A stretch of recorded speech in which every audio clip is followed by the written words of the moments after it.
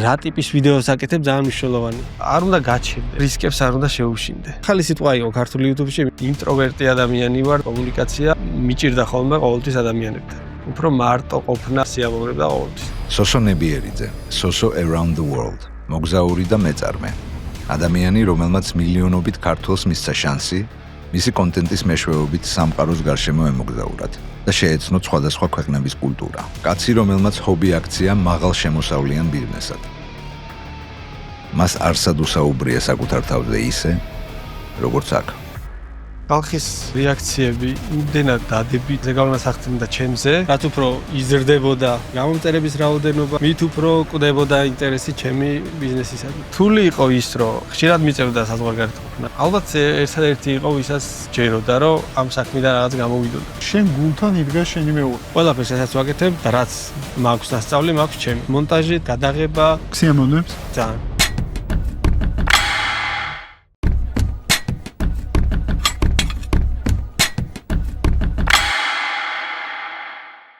თუ შემხარს უჭერ ქვეყანაში სამეწარმეო სულისკვეთების და აზროვნების განვითარებას. თუ შენ განთებს იდეა, რომ ბიზნეს ისტორიების გაზიარებით სხვაში შეიძლება გამოვიწვიოთ პოზიტიური ცვლილება. ანუ სხვაში აღზრდათ სურვილი, რომ გახსნას თავისი ბიზნესი, განავითაროს თავისი ბიზნესი, გააფართოვოს თავისი ბიზნესი. თუ შენთვის არის საინტერესო ბიზნესზე ორიენტირებული მოაზროვნე აუდიტორია და გინდა მას გაცნო შენი თავი, შენი ბრენდი, შენი მომსახურება, შენი პროდუქტი, მაშინ ითანამშრომლე კაცმანის ბიზნეს პოდკასტთან და გახდი პოდკასტის პარტნიორი.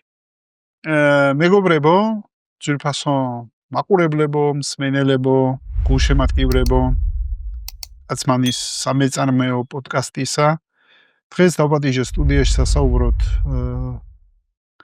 სოსო ნებიერიძე, აკა სოსო around the world, აკა სოსო რომელსაც გავიცნობ უფრო ახლას ესე იგი პოდკასტის დროს. სალამი სოსო და მადლობა რომ დათანხმდი მონაწილეობაზე და ჩაწერას. გამარჯობა, პირიქით ძალიან დიდი მადლობა რომ მომწვიე.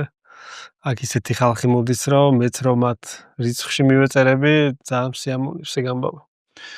მეც მსიამოვნებს ეგ ამბავი, იმიტომ რომ შენი ბიზნეს მოდელი არის რადიკალურად განსხვავებული და საერთოდ მე ჩემ კოლეგებს YouTube-ზე, ქართულ YouTube-ზე ვინც მოღვაწეობს, ვსიობ რომ ყველას დაუძახო და ველაპარაკო, იმიტომ რომ მე თვითონ ვსწავლობ, რაღა დაგიმალო, YouTube-ი ჩვენთვის ახალი სივრცეა და შესაბამისად გრავიტაცია ქართული YouTube-ის ძალიან საინტერესო გასარჩევი არის ადამიანებთან, ვინც მოღვაწეობენ ამ სფეროში.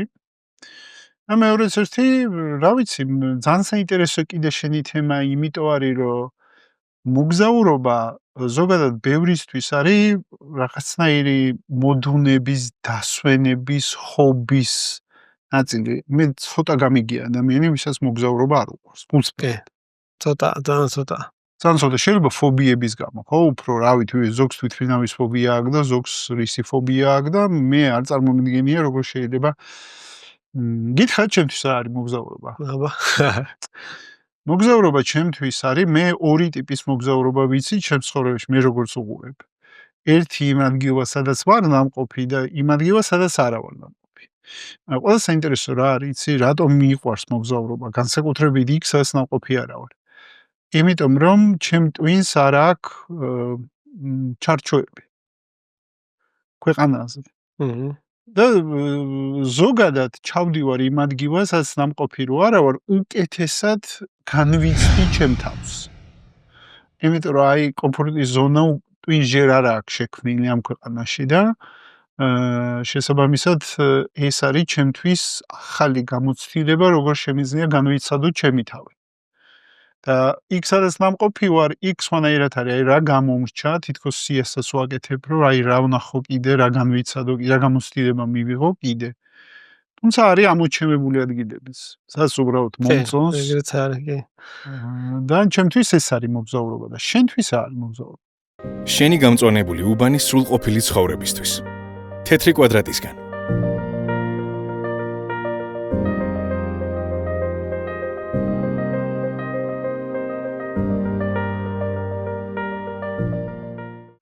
ჩემთვის მოგზაურობა აი პირველი რაც თქვი, უფრო ეგ არის და ყველაზე დიდ სიამოვნებას მანიჭებს, როდესაც რაღაც ახალს ვნახულობ. ისეთს, რაც არ მინახავს, რაც უცხოა და ყოველთვის ბავშვობიდან ყოველთვის მაგაზე ვოცნებობდი, რომ მენახა ახალი ქვეყნები, გამეცნო ახალი ადამიანები და მემოგზაურა ისეთ ქვეყნებში, რომლის შესახებაც ინფორმაცია ან ძალიან მწირი მქონდა, ან საერთოდ არ მქონდა. აი სიახლის შეცნობა ძალიან მსიამოვნებს. ან ცნობის მოყვარეობაა იქ? რა არის ამის უკან რა? შეიძლება ითქვას ცნობის მოყვარეობაც და ამავდროულად არ ვიცი, აი ახალ გარემოში როცა ვიმყოფები, ანუ ბევრად განსხვავებულ გარემოში, ვიდრე სადაც ვარ და სადაც ვცხოვრობ, თავს გრძნობ ძალიან ცოცხლად და ძალიან სიამოვნებს ეგ პროცესი. ან ცოცხალია? კი, ძალიან ცოცხალი.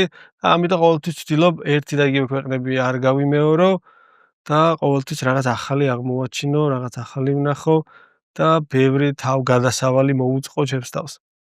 და როდის დაიწყო ეს? აი სუპირველი რა გახსენდება? რომელი მოგზაურობა იყო, რომელმაც შენზე ისეთი შთაბეჭდილება მოახდინა?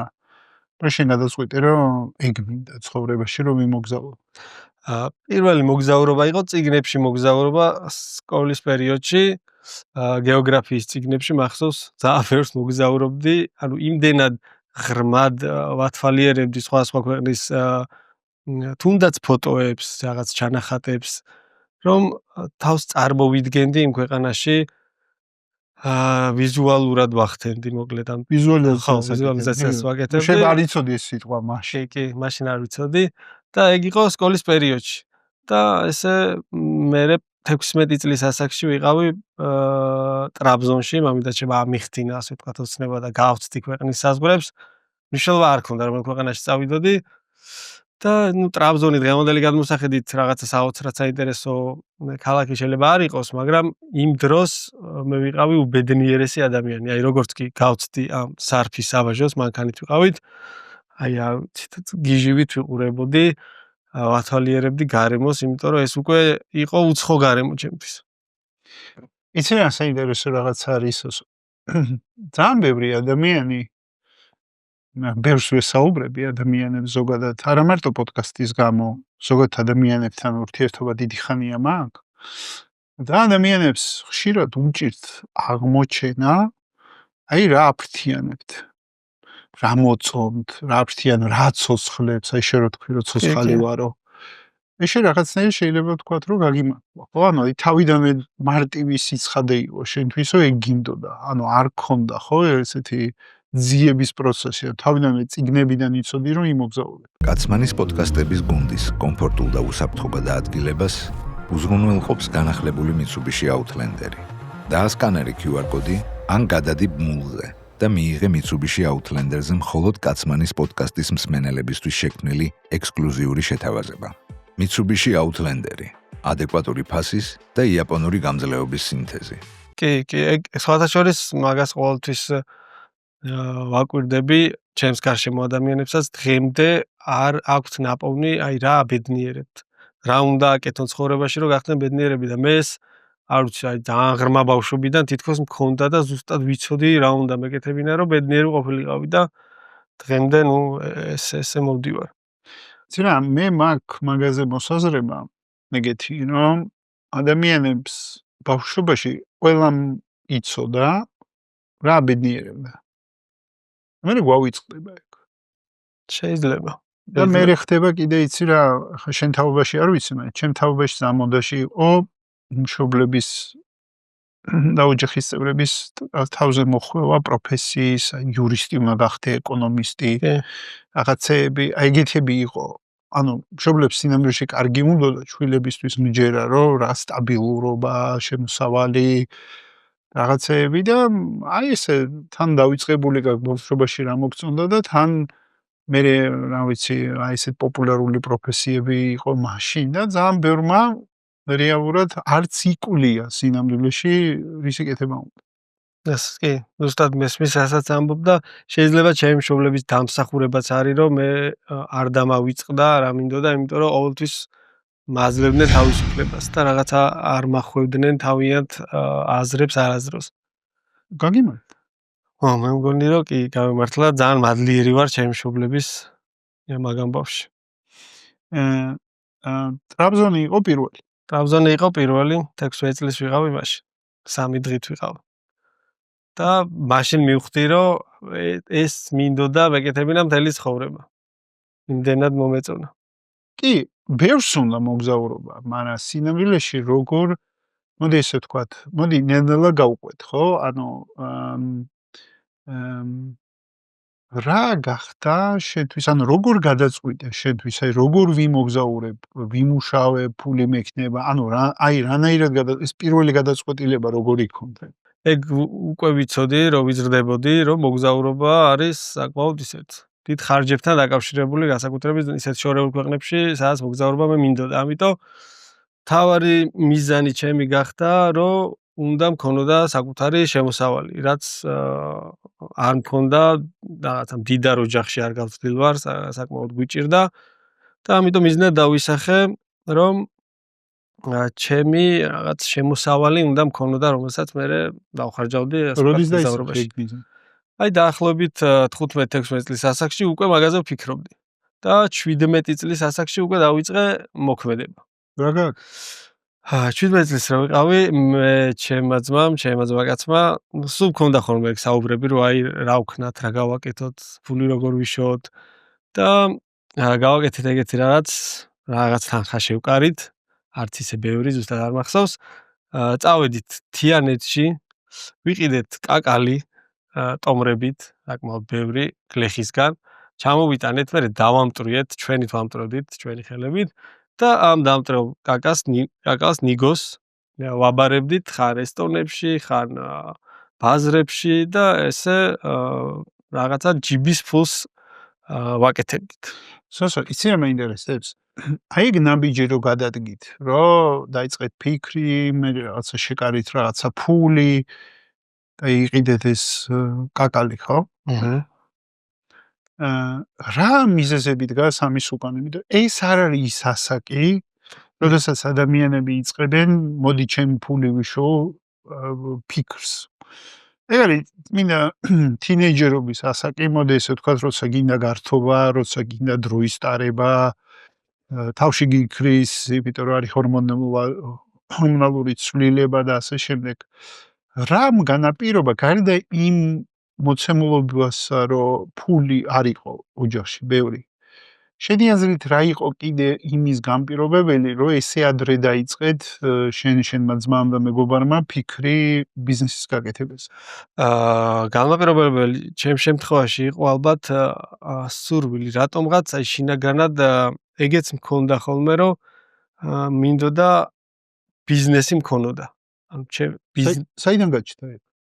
აი არ ვიცი, მაგალითად აი მახსოვს 9-10 წლის ვიქნებოდი, მივდიოდი მანქანით მივყავდი მამაჩემს და ერთ ადგილზე იდგა ხოლმე კაცი, რომელიც ყიდა რაღაც დიდ ბუსტებს. აი ძალიან კარგად მახსოვს ეგს ხმა ბავშვობაში და იმას კი არ ვფიქრობდი, რომ ეს ბუსტები ეყიდათ ჩემთვის. ვფიქრობდი, რომ ნეტარ ამდენს შოულობდა ეს კაცი ბუსტებს რო ყიდა. ბევრს ყიდა. აზრი გამიჩნდა. ხო, ეგეთი აზრი გამიჩნდა 10 წლის ასაკში.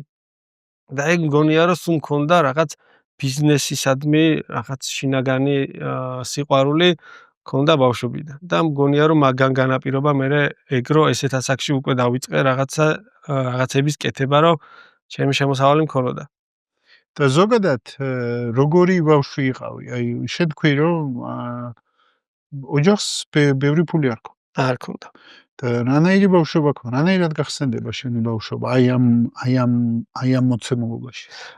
მიუხედავად იმისა, რომ ხო ფინანსურად ასე თუ ისე გვიჭირდა და ფეხსედი და ძლიერად ვერ იდგა ჩემი ოჯახი, ბავშვობა მქონდა ძალიან ლაღი, ძალიან სასიამოვნო და ძალიან კარგად მახსენდება. ალბათ ჩემი მშობლებისთვის ძალიან რთული იყო 90-იანები რო გავიარეთ, თუმცა ჩემ შემთხვევაში ბავშვისთვის საკმაოდ კარგად გასახსენებელი ბავშვობა მქონდა. სულ ეზოში ვიყავი, თამაშობდი და მაძლევდნენ ჩემი მშობლები იმ თავისუფლებას, რაც ჩემი აზრით ყველა ბავშვს უნდა ქონდეს. ხო, ანუ საბოლოო ჯამში ესე ტკბილად გახსენდება. ყველად მახსენდება. და კარგად გახსოვს უბრალოდ. ძალიან კარგად მახსოვს. იყო რაღაც ისეთი მომენტებიც, სადაც შეიძლება ცუდად მახსოვდეს, მაგრამ საერთო ჯამში ვისურვებდი, რომ ჩემს შვილსაც მსგავსი ბავშვობა კონდეს. უმადლი მშობლებს მაგის. კი, ძალიან მადლიერი ვარ მაგისთვის. რომ რაღაც ძალიან სიმკაცრეს არიჩენდნენ ჩემს მიმართ და მქონდა თავისუფლება. სოსოდ ამ ბუშტების კაცი ბუშტები თუ რა იმის გარდა კიდე მოდიოდა აზრები ბიზნესზე? მოდიოდა. კიდე მაგაზე ძალიან მეცინება არ ვიცი რამდენი წლის ვიყავი, შეიძლება 10, შეიძლება 12. ხშირად თამაშობდით ედოში ფეხბურთს და მოვიფიქრე ესეთი რაღაც, რომ შემექმნა ჩემი ფეხბურთის გუნდი, რომელსაც ექნებოდა რაღაც ერთნაირი ფორმა გვეწმეოდა და ვივარჯიშებდით რაღაცა ყოველ დღე, ვეთამაშებოდით სხვა უბნებს და ვინცაც უნდოდა რომ ამ გუნდში ყოფილიყო, უნდა გადაეხადა კვირაში რაღაც 20-30 თეთრი. საწევრო შექმნა. საწევრო 12 წლისას. ხო. და რაღაცა პერიოდი მოკლედ შერეად მუშაობდა და მე ამ საწევროთი ვყიდულობდი რაღაცა ბუცებს და ფორმას და მოკლედ გუნდზე ვზრუნავდი. რას დაარქმევ ამ თვისებას? უყურებ ჩვენ პოდკასტს. არ დაგავიწყდეს, გამოიწერე არხი, დაალაიქე, დაგვიტოვე კომენტარი და გვაჩვენე, რომ მოგწონს რასაც ვაკეთებთ. არ ვიცი რა დავარქვა. ესე სახელს ვერ უძებნი, ალბათ ბიზნესისადმი სიყვარული, არ ვიცი. მარიფათი ხო? შეიძლება მარიფათიც არის კი. ანუ იცი რა, მე სულ ფიქრობ მაგაზე, სოსო ბევრჯერ მიფიქრი ამ თემაზე ხმამაღლა სხვა პოდკასტებში, ჩემთან რო რჩები, ChatGPT-ს ვეკითხები, ანუ ეგ კითხვას მომაწუხებსო, აქ თუ არა მეწარმეებს რაღაცა თვისებები, ხასიათის თვისებები თუ უნარები, რომელიც მათ აბედინებს და აკეთებინებს იმას, რაც უნდათ. და რამდენი ადამიანი ვერ ბედავს გაბედოს რომ ეს ნაბიჯი გადადგას და გარისკოს თუ გადახტეს არ ვიცი როგორ დავარქვა ხო ანუ არ ამჯერა რომ ულის სიღრმეში ყველას რაღაც აუცნება აქვს შეგნით კი რა თქმა უნდა მეც მგონია რომ ყველას რაღაც ოცნება აქვს მაგრამ მგონია რომ ბევრი ვერ ბედავს რომ რაღაცა ნაბიჯები ქმედი ნაბიჯები გადადგას ან ბევრს გონია რომ ეს ოცნება იმდენად მიუღწეველია რომ რაც არ უნდა გააკეთოს ვერ მივა იქამდე. არადა რეალურად რამდენიმე ნაბიჯი რო გადადგა მიხვდები რომ ბევრად ახლოს ხარ იმ ოცნებასთან ვიდრე თქვათ გუშინ იყავი. ნუ ძალიან საინტერესო იყო იცი რა გამახსენდა მე მგონი საფრანგეთის ველოსიპედის გუნდს დაუყენეს წვრთნელი ათასობით ექსპერიმენტი ჩაატარა. ანუ მოკლედ ვერ იგებდა საფრანგეთი ვერ იგებდა და ამ წვრთნელმა ბოლოს მოაგებინა ოლიმპიური თამაშები და რო კითხეს რომელმა ანუ რის გამო გახდაო როგორ მიაღწიეთო თამასო. იცი რა უპასუხა? ყველაფრის ერთობლიობა. ანუ ვერ გამოყო ვერაფერი კონკრეტული, ანუ უბრალოდ იმდენი რაღაცა ვცადეთო და ამ ცდელობების ერთობლიობამ გამოიწვიაო, ეგ ბოლოში ეგეთი პასუხი გასცა. კი, ალბათ ხშირად ეგრეც ხდება, მაგაზე ვფიქრობ. კი, ეგრე ხდება, ჩემი აზრით ან სწორია ეგ. ბევრი რაღაც ცდელობები, ბევრი ნაბიჯები უნდა გადადგა და არ უნდა გაჩერდე რა მოკლედ. სულ რაღაცა ქმედებებში უნდა იყო და რისკებს არ უნდა შეუშინდე. მოდი გავაგრძელოთ კაკლის ამბავი. რითი დამთავრდა? კაკლის ამბავი დამთავრდა სადღაც 2-დან 3000 ლარამდე ვიშოვეთ, რაც იმ დროისთვის 17 წლის ბავშვისთვის ძალიან ესეთი კარგი თანხა იყო. და რა უქენით ამ თანხას? ამ თანხას მე ისევ იგივე გავიმეორეთ და შემდეგ უკვე 18 წლის გავხდი და მამიდა ჩემმა რომ დაინახა რომ მე და ჩემი ძმა ესე შრომობდით ესეთ ასაკში გადაწყვიტა რომ ჩვენთვის დახმარება გაეწია და რაღაცა ბიზნესი დაგვეწყო მე და ჩემ ძმას. და თანხაც მე მგონი $10,000 არ მახსოვს ზუსტად. რაღაცა მაგ თანხით დაგვეხმარა რომ გაგვეხსნა მაღაზია. ეს მაღაზია იყო სასურსათო თუ არა, საგალანტერეო მაღაზია. საგალანტერეო. ხო. ეს იდეაც გაჩნდა იქიდან რომ ერთხელ მამამ და ჩემს გავყევით ამ საგალანტერეო მაღაზიაში, მე მგონი ერთადერთი იყო იმ დროს თბილისში და რო შევედი დავინახე წყლეტვა იყო მაღაზიაში, იმდენი ხალხი იყო და დამაინტერესა რა რატო იყო ამდენი ხალხი. მამამ და ჩემი მეუბნებოდა რომ სულ ესეაო რა აქ ყოველთვის ამ ბევრი ხალხი დადისო და მანდიდან მოვიდა იდეა რომ მოდი ჩვენც რაღაც ესეთი მაღაზია გავხსნათ, რადგან ბევრი არ არის ქალაქში და გავხსენით მოკლედ საგალანტერეო მაღაზია მამის და ჩემის დახმარებით, რომელიც დაახლოებით წელიწადი ან წელიწადნახევარი ძალიან სულად მუშაობდა. ალბათ წაგებაზე მუშაობდა, იმიტომ რომ ძალიან პატარა თანხით იყო დაწყებული ეს ბიზნესი. თუმცა ამ ერთი წლის თუ წელიწადნახევრის განმავლობაში როგორი იყო შენთვის ეს გამოცდილება, როცა მაღაზია დაიწყეთ და არ მუშაობს? ხო, ეგ ძალიან საინტერესოა, იმიტომ რომ თითქმის ეს მთელი ეს დრო მე მაინც ისეთი ენთუზიაზმით მუშაობდი, ანუ არ დამიკარგავს ენთუზიაზმი მიუხედავად იმისა, რომ შედეგს ვერ დებდა. ანუ რატომღაც მჯეროდა და ვიცოდი, რომ სადღაც წინ წავიდოდა ეს საქმე რა და მთელი ეს პერიოდი 24/7-ზე სულ მაღაზია ვფიქრობდი, სულ მაღაზიაში ვიყავი და მივიღე ძალიან დიდი გამოცდილება, ცოდნა მივიღე ამ სფეროში. რა ცოდნა მიიღე? აი რა უნდა მომხმარებელს, რა არის შოვება, რა არის ძვირი, რაზეა საბითუმო ამბავში რაზეა მოთხოვნა და ძალიან დიდი ცოდნა დავაგროვე ჩვენს კონკურენტებთან დავდიოდი, ვხედავდი იმათ რა ქონდათ, რა არ ქონდათ და მოკლედ ძმის ხარ მაშინ. მაგ დროს ვარ 18-19 წლის. 18-19 წლის, მეგობრებო. ყურადღებით უსმინეთ. 15 წლის თუ 16 წლის ადამიანს ჩამოაქვს რაღაცა კაკალი, თან ჩამოიტანა კაკალი და კაკალი არ გაუტაცია, მაინც დავაზუსტებ. გაყიდა ის კაკალი, გატაცებული არ ქონდა, აიღო ფული და მე მამიდამ, ხო? კი. მამიდამ. ანუ მამიდამ დაინახა ეს წრაფვა, ხო და დააფასა. კი. და დაგიხმარა რომ ეს გაიკეთებინა. ძალიან მნიშვნელოვანია სხვადასხვა მეგობრებო, ეგ იმიტომ რომ ბიზნეს რო იწყებ, უცხოეთშიც ეგრეა. სტარტაპების კულტურას რო გადახედოთ, პირველი ფული ყოველთვის არის მეგობრების და ოჯახის.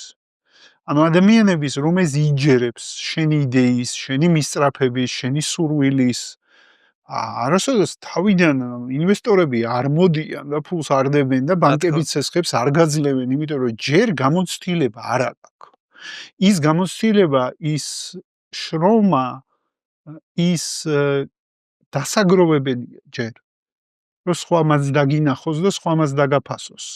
მაგრამ აი ეს მისწრაფება როგორი მაგარი არის და იცი რა მითხარი? აი ამ ჟინს, აი შენ რო ყვები რომ წელიწადნახევარია მე ენთუზიაზმს არ ვკარგავდიო. მიუხედავად იმისა, რომ მაღაზია არ მუშაობდა კარგად. აი ეგ რა თვისება არის შენი აზრით?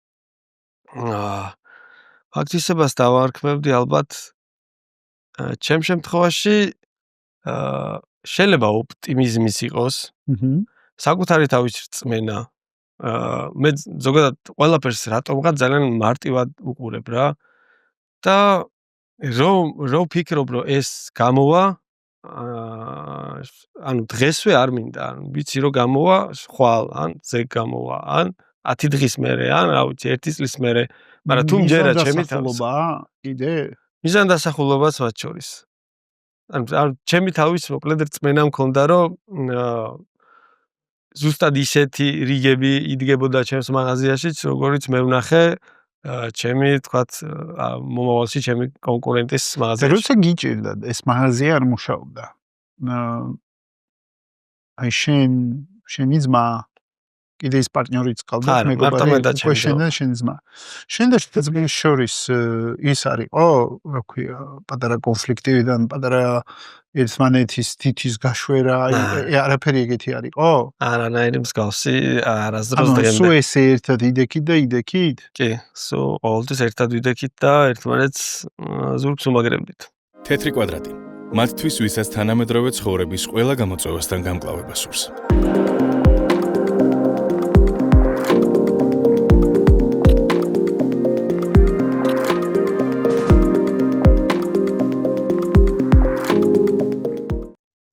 მაგაშიც გაგიმართ. კი, იმიტომ რაღაცა რო არ მუშაობს.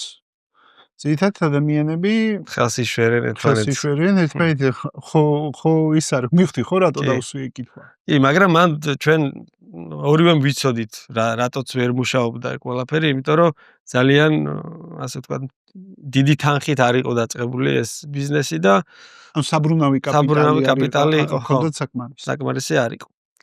და პარალელურად სწავლობდი თსუ-ში ჩავაბარე და პარალელურად თან სწავლობდი.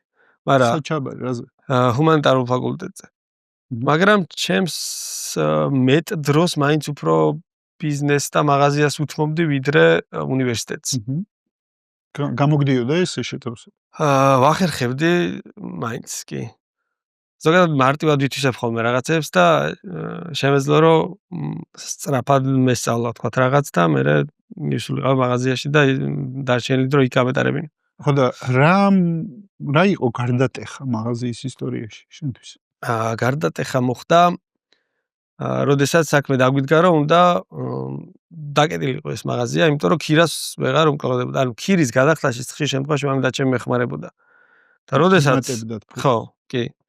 და მოხდა ესე რომ მოკლედ ვეღარ დაგეხმარებითო და მე მგონი ვერ მუშაობს ეს მაღაზია და უნდა დაიკეტოსო და მივედით სავაჭრო ცენტრის ადმინისტრაციასთან და უთხარით რომ გავდივართ რა და ეგ ისეთი პერიოდი ქონდა იმ სავაჭრო ცენტრსაც რომ თვითონაც უჭირდათ ფართების გაქირავება და თქვეს რომ 70% დაგიკლებთ ერთი წლის განმავლობაში და ოღონდ არ გახვიდეთ.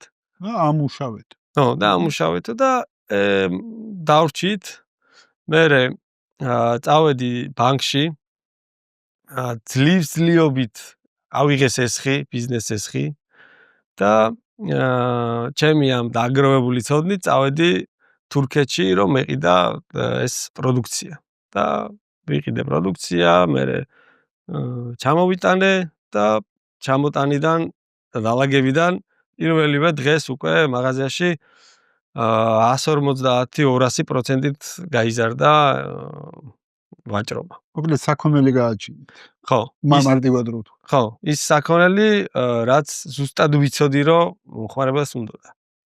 აი ეს ზუსტად ვიცოდი საიდან იყო? დაკვირვება იყო კონკურენტებზე, დაკვირვება იყო. აი საიდან შეაგროვე? ყოველდღიური ურთიერთობა მომხმარებლებთან, როდესაც შემოდიოდნენ, მე ვხვდებოდი იქ. ვიღაც კი არ მყავდა დაქირავებული. მე ვიყავი ყოველთვის მაღაზიაში და უკვე ხვდებოდი ვის რა უნდოდა და ზოგადად რაზე იყო მოთხოვნა იმ კონკრეტულ სფეროში. ზოგადად ადამიანებთან კომუნიკაბელური იყავი სულ? არა.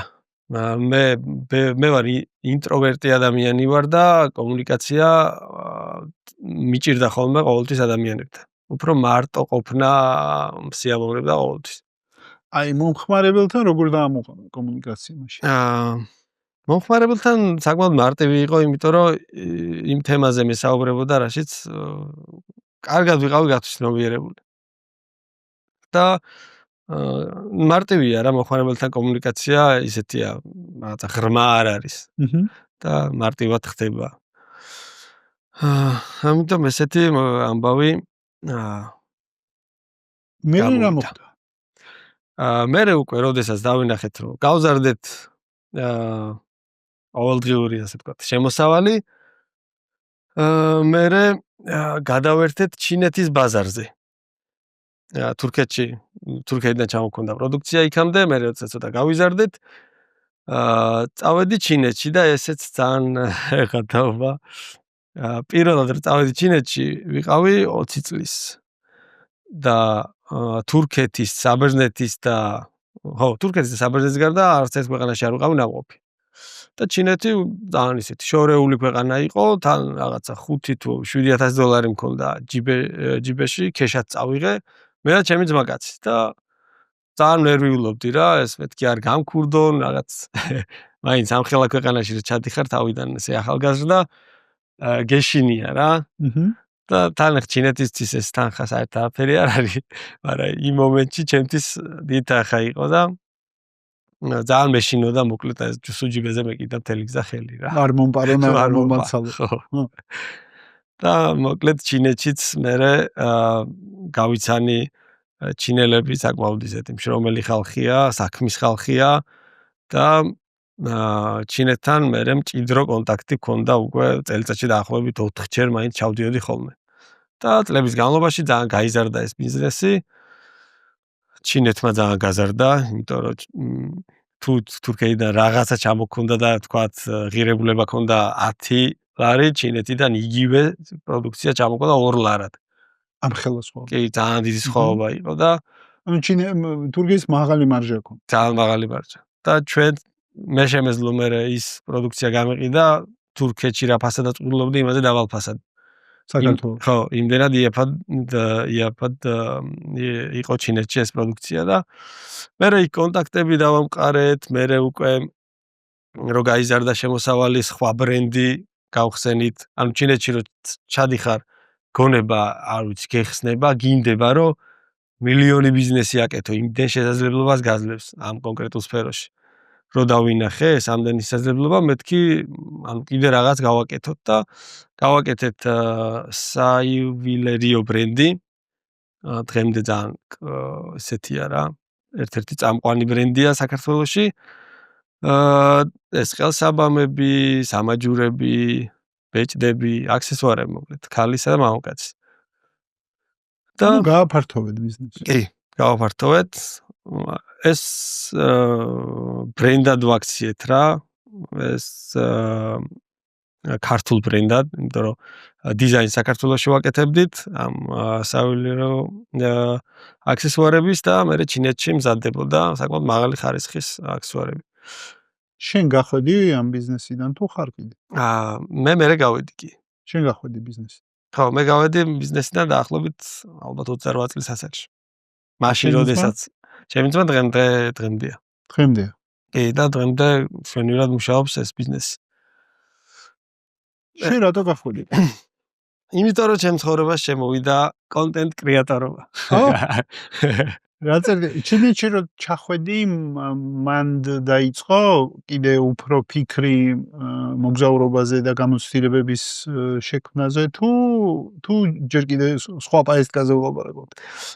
ჩინეთში როგორ იყო? ჩინეთში რო ჩავდიოდი, მაგალითად თუ მქონდა 2 კვირის საქმე, 1 კვირას კიდევ ამატებდი ან 10 დღეს.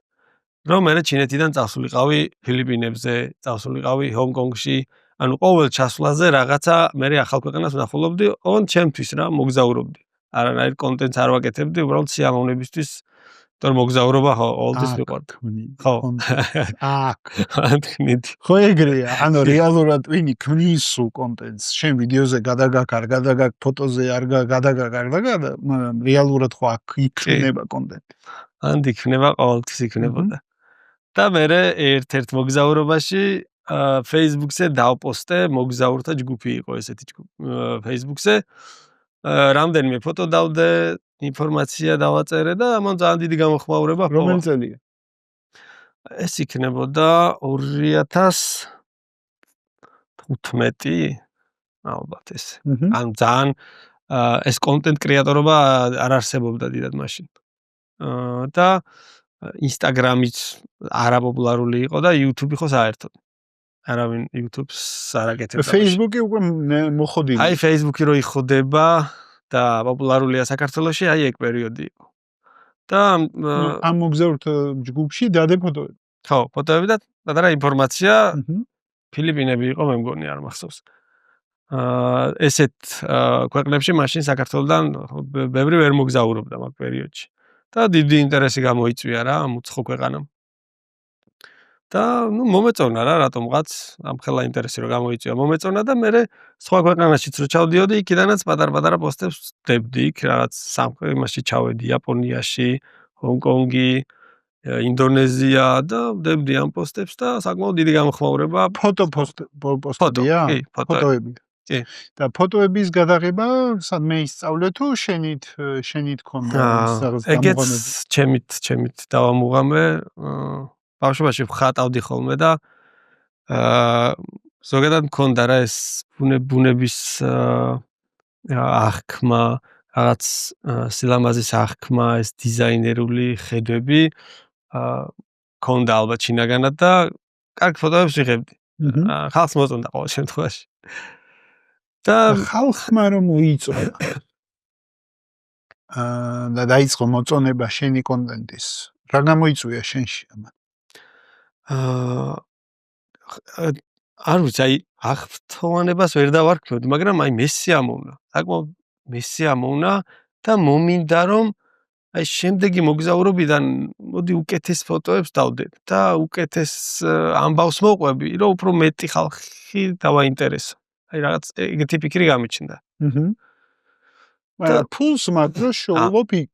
ხო, მაგდროს ბიზნესით ვარ დაკავებული.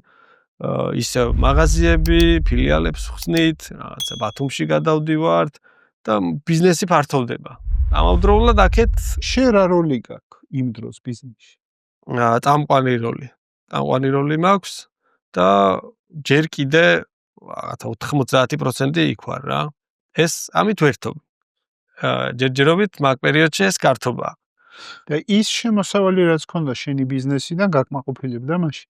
კი, მოგზაურობისთვის საკმაოდ, ანუ იმდენად გაიზარდა ბიზნესი, რომ მოგზაურობა უკვე რაღაცა ფუფუნებას აღარ წარმოადგენდა და სადაც მინდოდა მივდიოდი. ამის საშუალება გაგიჩნდა. მაგის საშუალება გამიჩნდა კი. ანუ ამ ბიზნესმა მოიტანა ეგ, რომ მოგზაურობა უკვე ხო ნებისმიერ დროს შემეძლო. და მერე ამხელა ინტერესი რომ დავინახე, მერე გადავწყვიტე რომ გამეკეთებინა ჩემი პეიჯი, რაც უკვე დავდებდი ამ პოსტებს. მაშინ მოდაში იყო ბლოგები, ანუ წერდი რა, მაშინ ვიდეო კონტენტს არავინ არ აკეთებდა. ჯერ. ხო, ჯერ. და დავიწყე წერა რა, საკმაოდ დიდ ვრცელ ტექსტებს წერდი. ამბავს რა, როგორ ჩავედი, რა ვქენი, რომელ სასტუმროში მივედი. როგორ მოგივიდა ბლოგის იდეა? უბრალოდ ტრენდში იყო და მაქიდან გამოვიდა თუ შეისწავლე? ტრენდში იყო და იყვნენ რამდენიმე ბლოგერები მაშინ. თუმცა ვინმე გაინსპირირებდა? ინსპირაციას ვერ დავარქმევდი, მაგრამ გურამ შეროზია იყო ერთ-ერთი პირველი, ვინც ამას აკეთებდა და წერდა ბლოგებს. მეტი ხო მაგ დროს არ მახსენდება და მოგზაურობდა კიდეც. და მერე ეს ბლოგები საკმაოდ პოპულარული გახდა რა, რაც რო გადიოდა, პოპულარული ხდებოდა და ჩემი ცნობადობას ასე თუ ისე იზრდებოდა. და ამ ბლოგებს მერე ერთოდა კარგი ფოტოები, ანუ ხარისხიან ფოტოებს ვიღებდი.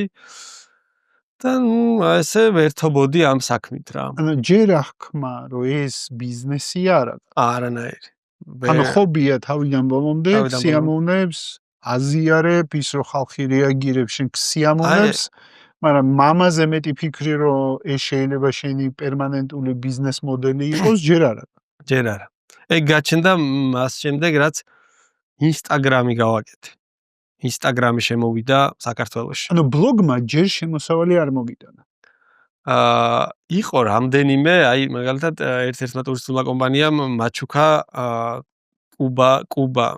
კუბის ვიზა. შემოსავალი როგორც ასეთი თანხა არ ამიღია. მაგრამ რაღაც მაჩუქეს კონტრიბუციასავით გაჩნდა. რაღაცა ბარტერი, დღეს რასაც ეძახიან. ბარტერები იყო რა. ოკეი. და როგორ იყო შენთვის? შენ ხო უკვე ბიზნესიც ქონდა, შემოსავალიც ქონდა და აი ბარტერებზე რომ მოვიდა ხალხი, აი როგორ იყავი? კომფორტულად იყავი მაგ მოდელთან? ძალიან სასიამოვნო იყო. მიუხედავად იმისა, რომ საერთოდ არ გამიჭირდებოდა აი ვიზის ყიდვა, მაინც სასიამოვნო იყო, რომ ჩემი ეს სხვა განსხვავებული შრომაც დაფასდა რა. ეგ ძალიან სიამოვნოა. დაფასების შეგრძნება მოგიტანა. ხო. რომ ესე იგი რაღაცას ისეც ვაკეთებ, რომ ხალხს მოსწონს და ინტერესს გამოხატავს და სიამოვნებდა ეგ პროცესი. ანუ მაგ დროს როგორ არის ინტროვერტისთვის სელებრიტობა? მაინც ვიგითხო. ხან კარგია, ხან ცუდია. ორივე მითხარ. ალბათ იცი რას დავაკვირდი ამ ბოლო პერიოდში, რომ ვინც ინტროვერტია, კარგი კონტენტ კრეატორი ხდება. იმიტომ რომ შენ თავს გამოხატავ კამერებთან და კამერებს ესაუბრები, ანუ ხალხთან კომუნიკაცია არ გიწევს. აი შეგიძლია დააჯდე შენთვის წყლარად მშვიდად ოთახში და გააკეთო კონტენტი. ანუ შენ კამერის მიღმა ხალხს ვერ ხედავ. ვერა. ანუ არ ხატავს ტვინი სურათს, რომ კამერას რო ელაპარაკები, ადამიანს ელაპარაკები. ანუ შენ ელაპარაკები კამერას. კი. ანუ კი ვიცი გონებაში რომ ხალხს ვესაუბრები, მაგრამ ეხა სულ სხვა რომ მე ამ კამერასთან ვისაუბრო და სულ სხვა ამბავი იქნება რომ აი აქ ახლა 200 და 1000 კაცი დასვა და იმათ ვესაუბრო. გავი. და ეგ ძალიან მიჭირს მაგალითად. ხალხთან კომუნიკაცია ბევრად მიჭირს. ეხა აქ აუდიტორია რო გყავდეს, ალბათ ბევრად დაძაბული ვიქნებოდი ვიდრე მაგრამ კამერები არ გზავ. კამერები თავიდან რაღაც მომენტში მძაბავდა, მაგრამ გადავლახე. და რა მომენტში, ანუ რა მომენტში კი, რა მომენტში არა. აი მოდი ეგეც კარგად შევხედოთ. ანუ კამერას გავიგე რომ არა. არ არის პრობლემა შენთვის. რა მომენტში კი? ადამიანებთან ურთიერთობა? აი არა, სელებრიტობა. სელებრიტობა რაღაც მომენტებში კი. ეს ბოლო პერიოდში, იმიტომ რომ სადაც არ უნდა წავიდე, ყველგან, ასე ვთქვათ, ცნობენ. ყველგან გრძნობ ყურადღებას და ზოგჯერ არასასიამოვნო, არ ვიცი, არ მომწონს რა, ზოგჯერ. გაწובה? აი მინდა რომ ჩემთვის ვიყო, მინდა რომ აი არავინ შემამჩნიოს. ჩემთვის ჭამო მაკდონალდში რო ზივარ და არ მოვიდნენ და ფოტოები არ გადაიღონ. იშვიათად არის ეგ, მაგრამ ძირითად შემთხვევაში მაინც სასიამოვნოა, იმიტომ რომ ადამიანებისგან ვიღებ ძალიან დიდ სიყვარულს. ანუ სულ დადებითი ემოციებით ვიმუხტები. გავიგე. ანუ ბლოგების ამბავი, ბლოგს ჯერ მოაქვს პატარ-პატარა ბარტერები, ხო? მეტი არაფერი არ მოაქვს. ბარტერები შემსუბუქება არის პატარა, მაგრამ შენ ეგ შემოსავალი არ გიჭირს, მაგრამ მაინც სასიამოვნოა. კი. ხო, რომ ვიღაცამ დაგიფასა შრომა, მოვიდა, ვიზა გაჩუქა თუ ბილეთი გაჩუქა, რაღაცა გაჩუქა. კი ბატონო. მე რა ხდება? მე ხდება ის რომ ჩემს ყურადღების ალბათ რა ვიცი, ნახევარს ჯერ ვერა, მაგრამ 30% უკვე ვაკლებ ბიზნესს. და ასევე შემოსავლის საკმაოდ დიდ ნაწილს და ვხარჯავ ამ მოგზაურობაში, რომელსაც არაფერი არ მოაქვს. შემოსავალი არ მოაქვს. რაც იწვევს წინააღმდეგობას ოჯახიდან, თუნდაც ჩემი ძმიდან, ან ყველა გეუბნება რომ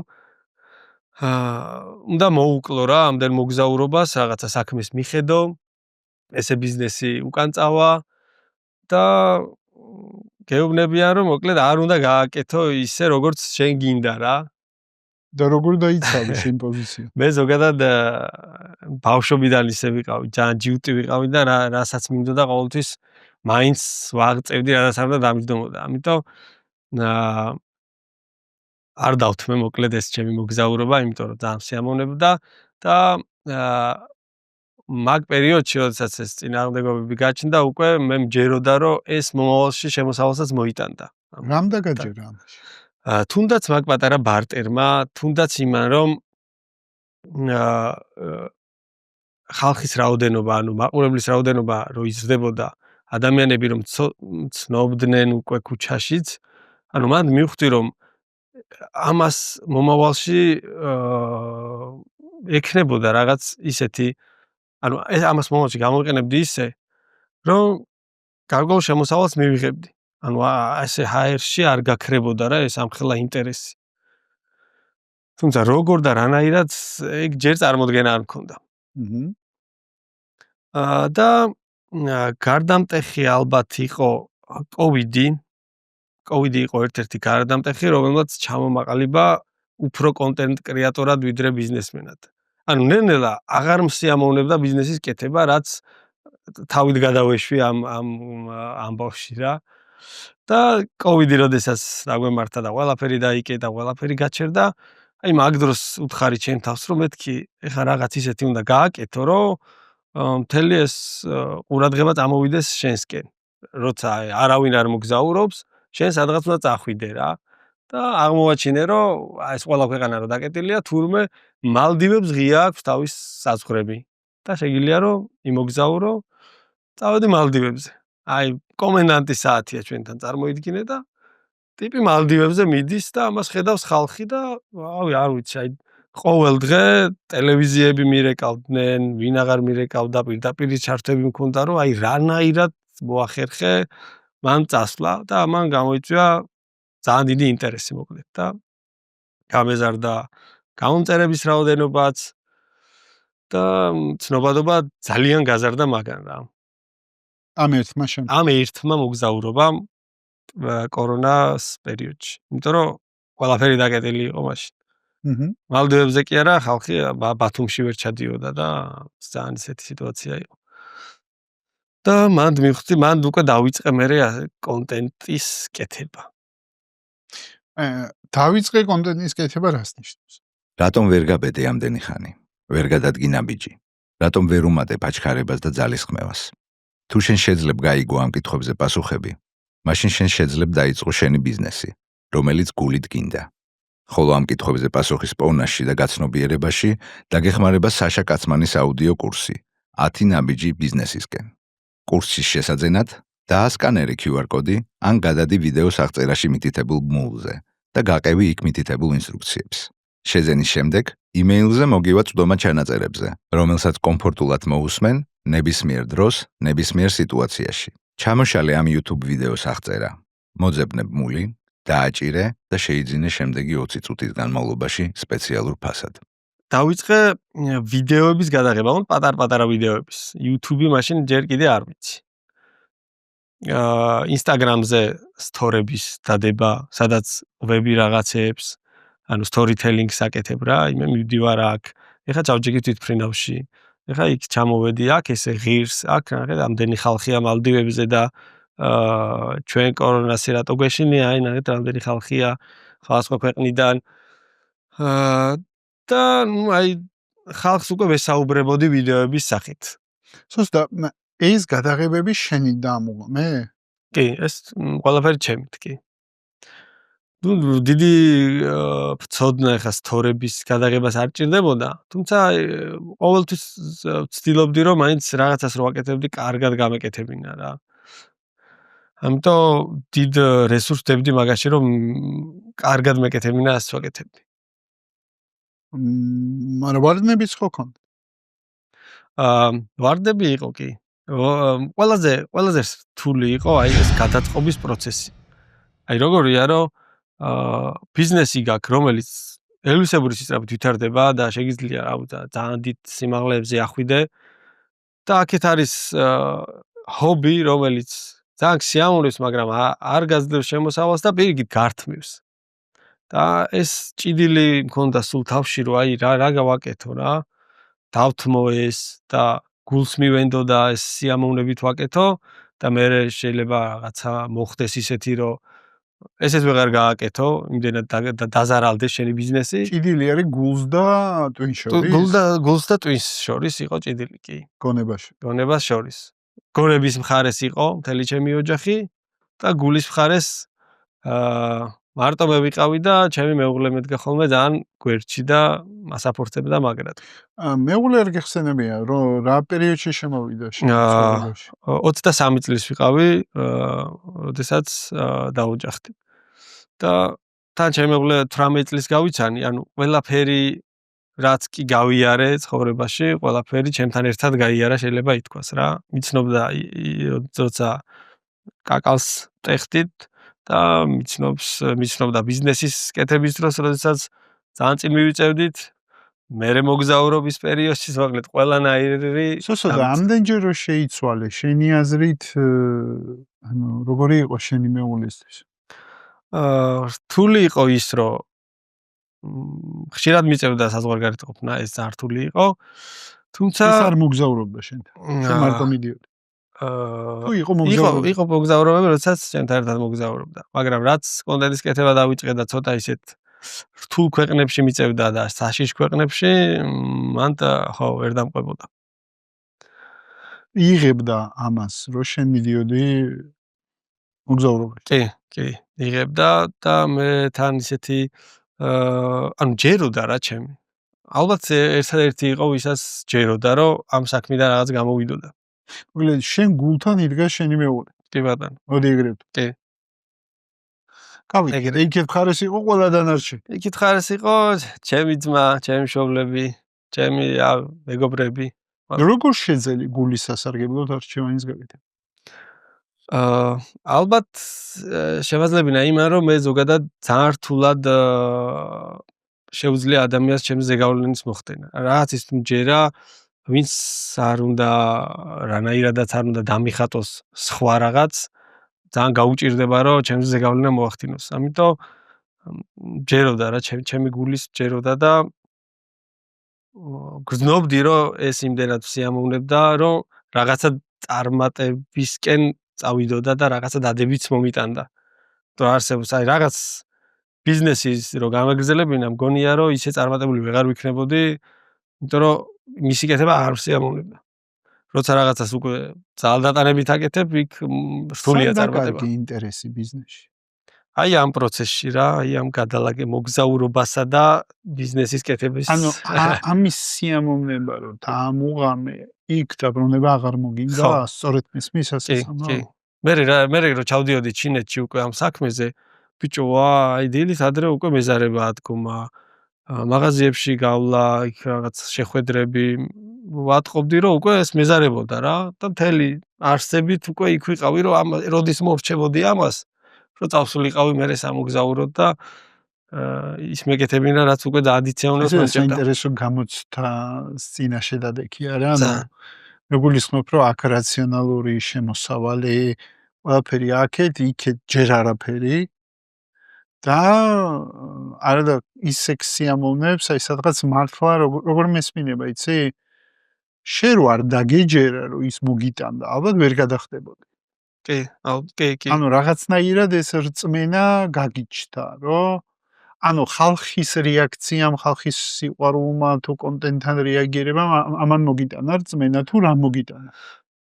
შეიძლება მაგანაც კი. ხალხის რეაქციები იმდენად დადებით ზეგავლენას ახდენდა ჩემზე, რომ აი მინდოდა კიდე უფრო მეტად კარგად მეკეთებინა ეს საქმე. ანუ არა მარტო რეაქციები განა ის რომ აი რა მაგარია რომ ანთხარ. ანუ რაღაც სასარგებლო ინფორმაციებს ვიძლეოდი რა, რაც ადამიანებს მოგზაურობას გაუადვილებდა, ან არჩევანის გაკეთებას გაუადვილებდა რაღაცა ქვეყნებს შორის. რაღაცა ვცდილობდი რომ სასარგებლო რაღაცები მეთქვა და მეკეთებინა. და მოკლედ ასე გადავბარგდი ბიზნესიდან. კოვიდი, მალდივები, ინსტაგრამის მაგდროს ჩდება? მაგდროს უკვე ინსტაგრამი მაქვს კი. და ნუ მე ეს გაგრძელდა. რომ ჩამოვედი მალდივებიდან, მე ეგვიპტე გაიხსნა უცებ, იქ წავედი უცებ. ანუ საკმაოდ გავზარდე ჩემი თავის პოპულარიზაცია ხალხში. აი ამ კოვიდის პერიოდში. იმიტომ რომ კონცენტრაცია მოახდინე სრულად ამაზე, ანუ სრულად ამაზე გადმოერთე. სრულად ამაზე გადმოვერთე, კი. კაი, ეგეც მითხარი, მაგრამ როგორ შეძელი ეს საუბარი გაიკეთებინა შენ ძმასთან და ოჯახთან, როცა თქვი რომ მორჩა მე ბიზნესთან მივდივარ. ნუ ეს საკმაოდ ისეთი ვრცელი პროცესი იყო, ესე ერთი დღე არ ამდგარ ვარ და არ მithქვავს რომ სიო მე მივდივარ.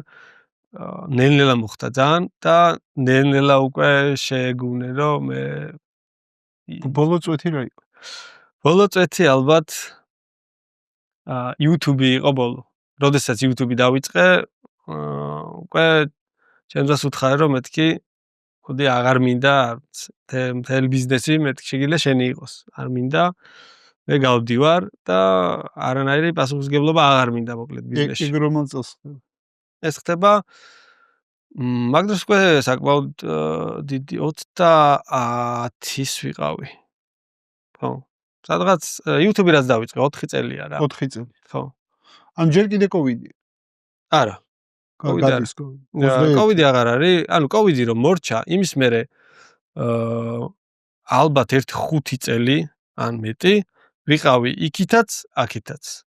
ანუ თან კონტენტს ვაკეთებდი, ბლოგებს წერდი, მოგზაურობდი, თან ბიზნესს ვაკეთებდი. მაგრამ აი ხო სულ რო უარესდება რა სიტუაცია და უკვე რო ჩემი ძმა უკვე რო მეუნება რომ აი რა ანუ რაღაცა გააკეთე, აღარაფერს აკეთებ, ანუ საქმესაც მიაქციე ყურადღება. ანუ ის მიგებდა რა, რომ კი კაია ეგ მოგზაურობა, მაგრამ მოდი რა აქეთაც ამ მოგზაურობებში იყო შენი ძმაოდეს მე შენთან. ძალიან იშვიათად რამდენჯერმე იყო, მაგრამ დიად არ უყვარს ჩემს ძმას მოგზაურობა. იმ ერთეულ ადამიანებში, რომელსაც მოგზაურობა დიად არ უყვარს. საინტერესოა რა, ძალიან უცნაური. ეგეთი საპირისპირო დედმამიშვილები, კი. ძმები, ანუ ერთს ისე უყვარს მოგზაურობა და მეორეს საერთოდ ვერანაირი кайფს ვერ იგებს აქედან. მაგამ ბავში ძალიან ვერ დავემთხვიეთ ერთმანეთს. თან ჩემი ძმა უფრო პრაგმატული ადამიანია, მე ცოტა უფრო მეოცნებე და აი რაღაცა გულს უფრო ხშირად ვენდობი მე და ჩემი ძმა უფრო გონების კაცია რა. მაგრამ შეიძლება ერთად რო იყავით, კარგად აბალანსებდით. კი, შეიძლება ითქვას. და რა ქენი ბიზნესიდან გახვედი, გაყიდეთ თუ გადააფორო? არა, ჩემ ძმას მივეცი. ჩემ ძმას ვაჩუქე. ანუ აჩუქე. დავუთმე რა, კი. მე ზოგადად არ ვარ ისეთი ადამიანი, რომ ანუ ჩემი ბედნიერება ფულზე არ გადის, მაგას მივხვდი. ჩემს საკმარისია მქონდეს ის შემოსავალი, რაც დამეხმარება, რომ აი ეს ჩემი სურვილები რაც მაქვს დავიკმაყოფილო. ის რომ რაღაც იახტა მქონდეს, რაღაც თვითმფრინავი მყავდეს, ეგეთ სურვილები არასდროს არ მქონია. რაზე გადის ბედნიერება შენთვის? ჩემთვის ბედნიერება გადის რა თქმა უნდა ოჯახზე, ჩემს ოჯახზე, ჩემს შვილებზე და ჩემს საქმეზე, რასაც ახლა ანუ საქმეზე, რომელიცაც მოაქვს ბედნიერება. ხშირად მიფიქრია, რომ აი რომ აღარ მომანიჭოს სიამოვნება იმან, რაც ახლა ვაკეთებ. ანუ და შემშინებია რა, აი მე რა ვქნა. ამიტომ ბედნიერი ადამიანი, ვისაც ნაპოვნი აქვს ის საქმე, რაც აბედნიერებს. და მე გონია რა, დარწმუნებული ვარ, რომ ვიპოვე ეს საქმე და ვარ ამით ბედნიერი. გავიგე. შესაბამისად შენ ანუ Instagram-მა მოგიტანა ვიდეო გადაღების პლატფორმა. ან პლატფორმა გახდა პირველი ვიდეო გადაღებების. Instagram-ი გახდა პლატფორმა, სადაც ესაუბრებოდი ადამიანებს პირდაპირ ვიდეოს სახით. ანუ კი არ მოგზაურობიდან რო ჩამოდიხარ და რო წერ ბლოგს ეგ სხვა რამე ბავია, თუმცა აი უშუალოდ მოგზაურობისას ჩართე კამერა ჩართე გადაიღე, აი რაღაცა ვესაუბრებოდი, მე ისინი პასუხობდნენ რაღაცებს პირადად წერდნენ და აი უშუალო კომუნიკაცია მქონდა ჩემს ასე ვთქვათ გამომწერებთან. შენ პასუხობდი ყველა გამომწერს? თავდაპირველად კი, თითქმის ყველას პასუხობდი და მქონდა ესეთი კომუნიკაცია. და ეგ პროცესი ძალიან მომწონდა. მოგწონდა. კი. ინტროვერტს მოწონდა. ინტროვერტს მოწონდა ეს კომუნიკაცია ონლაინ. ონლაინ. კი. ან სკრინთან რო ქონდა საქმე, კამერა და სკრინზე არა გაქვს. არა, ხო? უშუალოდ ეგ კომუნიკაცია რო ქონოდა, ალბათ გავიჭირდებოდა. კაცმანის პოდკასტების გუნდის კომფორტულ და უსაფრთხო ადგილებას უზრუნველყოფს განახლებული Mitsubishi Outlander-ი. დაასკანერი QR კოდი ან გადადი ბმულზე და მიიღე Mitsubishi Outlander-ზე მხოლოდ კაცმანის პოდკასტის მსმენელებისთვის შექმნილი ექსკლუზიური შეთავაზება. Mitsubishi Outlander-ი, ადეკვატური ფასის და იაპონური გამძლეობის სინთეზი. და სად მოვიდა მომენტი უკვე კომერციალიზაციად შემოვიდა ეს მომენტი, როდესაც ამან დაიწყო უკვე კომერციული პლატფორმის მოდი ესე ვთქვათ, ფესვის გაშვება. პირველი შემოსავალი იყო Instagram-ით. კომპანია არ მახსოვს, რაღაც ერთ-ერთ რაღაცა სტორიში, სადაც რაღაცა პროდუქტს ვარეკლამდი, ავიღე $100 თუ არ ვწდები. და ეგ იყო პირველი შემოსავალი ბარტერებს გავწდი, ხო. და როგორც იქნა, რაცა ქეში დავიჭირე ხელში. და ნუ ეხლა მან დროს ეგო არ გიგაკუნებდა რა ის $100 ბიზნესში ვიყავი ადამიანი და ქვეყნის ფულს შოულობდი და მოგზაურობდი. აი როგორი იყო შენი ეგოსთვის ის $100 მიღება პირველად? სხვათა შორის არა და ეგ ძალიან საინტერესო ამბავია, იმიტომ რომ თითქოს ის თითქოს სხვა ვერსიას ვაშენებდი იქ და იმ ვერსიისთვის ეს $100 მისაღები იყო რა. ახაც ეგეთი წარმოდგენა მქონდა საკუთარ თავზე. და ფული არ იყო ჩემთვის მთავარი მომოტივირებელი ძალა. ბიზნესის კეთებისას მაგას მივხვდი რა, იმიტომ რომ ვიცოდი რომ ეს საქმე რომ გამეგზელებინა რას ვაკეთებდი, ძალიან დიდ ფულს ვიშოვიდი. ანუ ძალიან დიდი პოტენციალი ქონდა ამ ბიზნესს და ჩინეთთან საკმაოდ იმდენად მჭიდრო კავშირები მქონდა და იმდენად კარგ პარტნიორებს ვიცნობდი იქ, რომ შესაძლებელი იყო რამდენიმე წელში ეს ყველაფერი ძალიან დიდ თანხებში გადათარგმნილიყო. მაგრამ მაინც ფიქრობდი რომ ვერ მანიჭებდა რა იმ სიამოვნებას, რასაც ეს აკეთ. რეალურად ბიზნესსაც აკეთებდი, იყო ვაჭრობა, ხო? ვაჭრობაში ყიდულობდი ჩინეთში პროდუქციას, მთელი ლოგისტიკა მისი ჩამოტანის, მისი გამბაჟება, ლოკაციებზე მიტანა, კლიენტებთან ურთიერთობა და ასე შემდეგ და როგორც ხვდები შემოქმედებით ბუნებას არ აკმაყოფილდა. ხო. და არ ყოფნიდა ეგში. არა ყოფილი. მიუხედავად იმისა, რომ და შემოვნებდა ეგ პროცესის თავიდან, ბოლოს უკვე ვეღარ მაკმაყოფილებდა რა. და იცი მაგ თეორია კიდე იმასაც როგორ იცი რომ არსებობს ეგეთი წერტილი, როცა ეგო კმაყოფილდება. და რო დაკმაყოფილდება, მე იწყება ტრანსფორმაცია ადამიანის. ანუ მე ადამიანი დაკმაყოფილებული ეგოთი უფრო ადვილად ეძებს თავის უფრო ავტენტურ ვერსიას. ეგ საინტერესო. ეგ შეიძლება ეგ იყო. შეიძლება ეგ იყო. რომ იმ საქმით რაღაც ეტაპამდე მივედი და ეგო დავიკმაყოფილე და მერე დავიწყე, ხო. იმესვის. უკვე გაბედე თითქოს ასე მესმინება და ამ თეორიას რაღაცა იხმიანება თითქოს, რომ შენ გაბედე უკვე შენი ავტენტური საქმის ძიება. იმიტომ რომ იქ წარმატება რომ შედგა, რაღაცნაირი თავდაჯერებულობა ალბათ რაღაცები მოგეცა იქიდან. კი, შეიძლება. და საინტერესო ის არის, რომ იმ პერიოდში, როდესაც მაგ ბიზნესით ვიყავი დაკავებული, ვერც კი წარმომედგინა რას შეიძლება მოენიჭებინა უფრო მეტი სიამოვნება. იმდენად სიამოვნებდა ის საქმე, რასაც ვაკეთებდი. და მე ყველაფერი ამოყირავდა, როდესაც ამ მოგზაურობის პერიოდში ეს კონტენტ კრეატორობა შემოვიდა ჩემს ცხოვრებაში. ნუ მაშინ არ იყო ეგ სახელი, მაგრამ დღეს ესე ქვია. უყურებ ჩვენ პოდკასტს. არ დაგავიწყდეს, გამოიწერე არხი, დაალაიქე, დაგვიტოვე კომენტარი და გვაჩვენე, რომ მოგწონს რასაც ვაკეთებ. იცი რა მაინტერესებს? იმ ჩინეთში მოსიარულე სოსო, რომელიც იმ ბიზნესს აკეთებს. ის ვერსია შენში როდის მოხდა? საინტერესო კითხვა. ესე კონკრეტული რაღაც პერიოდი შეიძლება ვერ ვთქვა, თუმცა როდესაც დავიწყე მოგზაურობა და ან მოგზაურობა იქამდეც ხო მოგზაურობდი, მაგრამ სხვა ამბავია, როცა მოგზაურობ და კონტენტს ქმნი ადამიანებისთვის. როდესაც ეგ დავიწყე, მაშინ დაიწყო ნელ-ნელა სიკვდილი უკვე მაგან.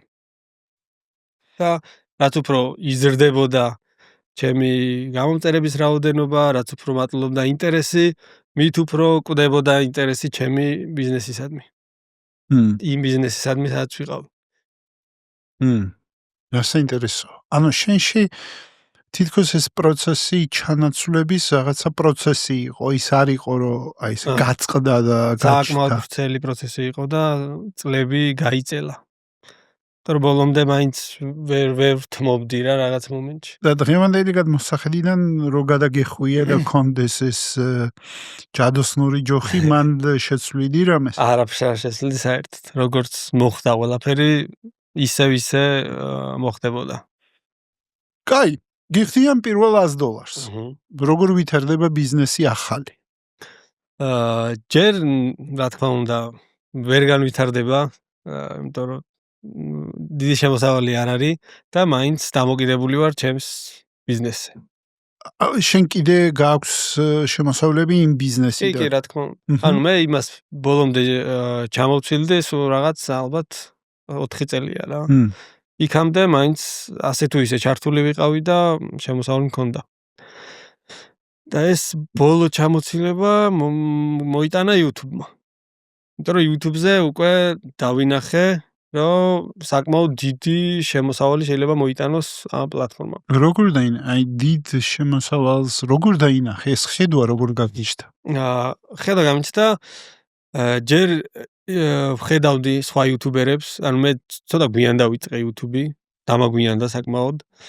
ალბათ ჩემი არ იყოს. მაინც მეცი ვიტყვი, ჩემი არ იყოს. შეც და გვიანდა ხო? მეც მაგარი გვიანდა. საგულისხმობდა ხოლმე მაგაზე რომ ეთქი დამაგვიანდა და ერთი 60 ქვეყანაში ვიმოგზაურე ისე რომ ვიდეო არ გადამიღია. ვის უყურებდი? ვინ იუთუბერები იყო შენთვის ინსპირაციის წყარო? მე უყურებდი უცხოელი იუთუბერს, ერთი უკრაინელი იუთუბერი იყო ტუშკინი, შეიძლება იცი. და არის კიდე ერთი YouTube არხი Yes Theory. და რამდენიმე უცხოური YouTube არხი იყო, ასე სამოგზაურო კონტენტი, რომელსაც უყურებდი. საქართველოში სამოგზაურო კონტენტი არ იყო. არავინ არ აკეთებდა YouTube-ზე მოგზაურობაზე ვიდეოებს არავინ არ იღებდა. მაგრამ მე დავიწყე YouTube-ის ყურება ქართულის არასამოგზაურო. რადგან ფიქრობდი რა 1-3 წელი აი ესე ფიქრში ვიყავი. ხوار დავიწყო YouTube-ი, მაგრამ არა ძალიან ბევრ დროს მოითხოვს ვიდეოების გადაღება.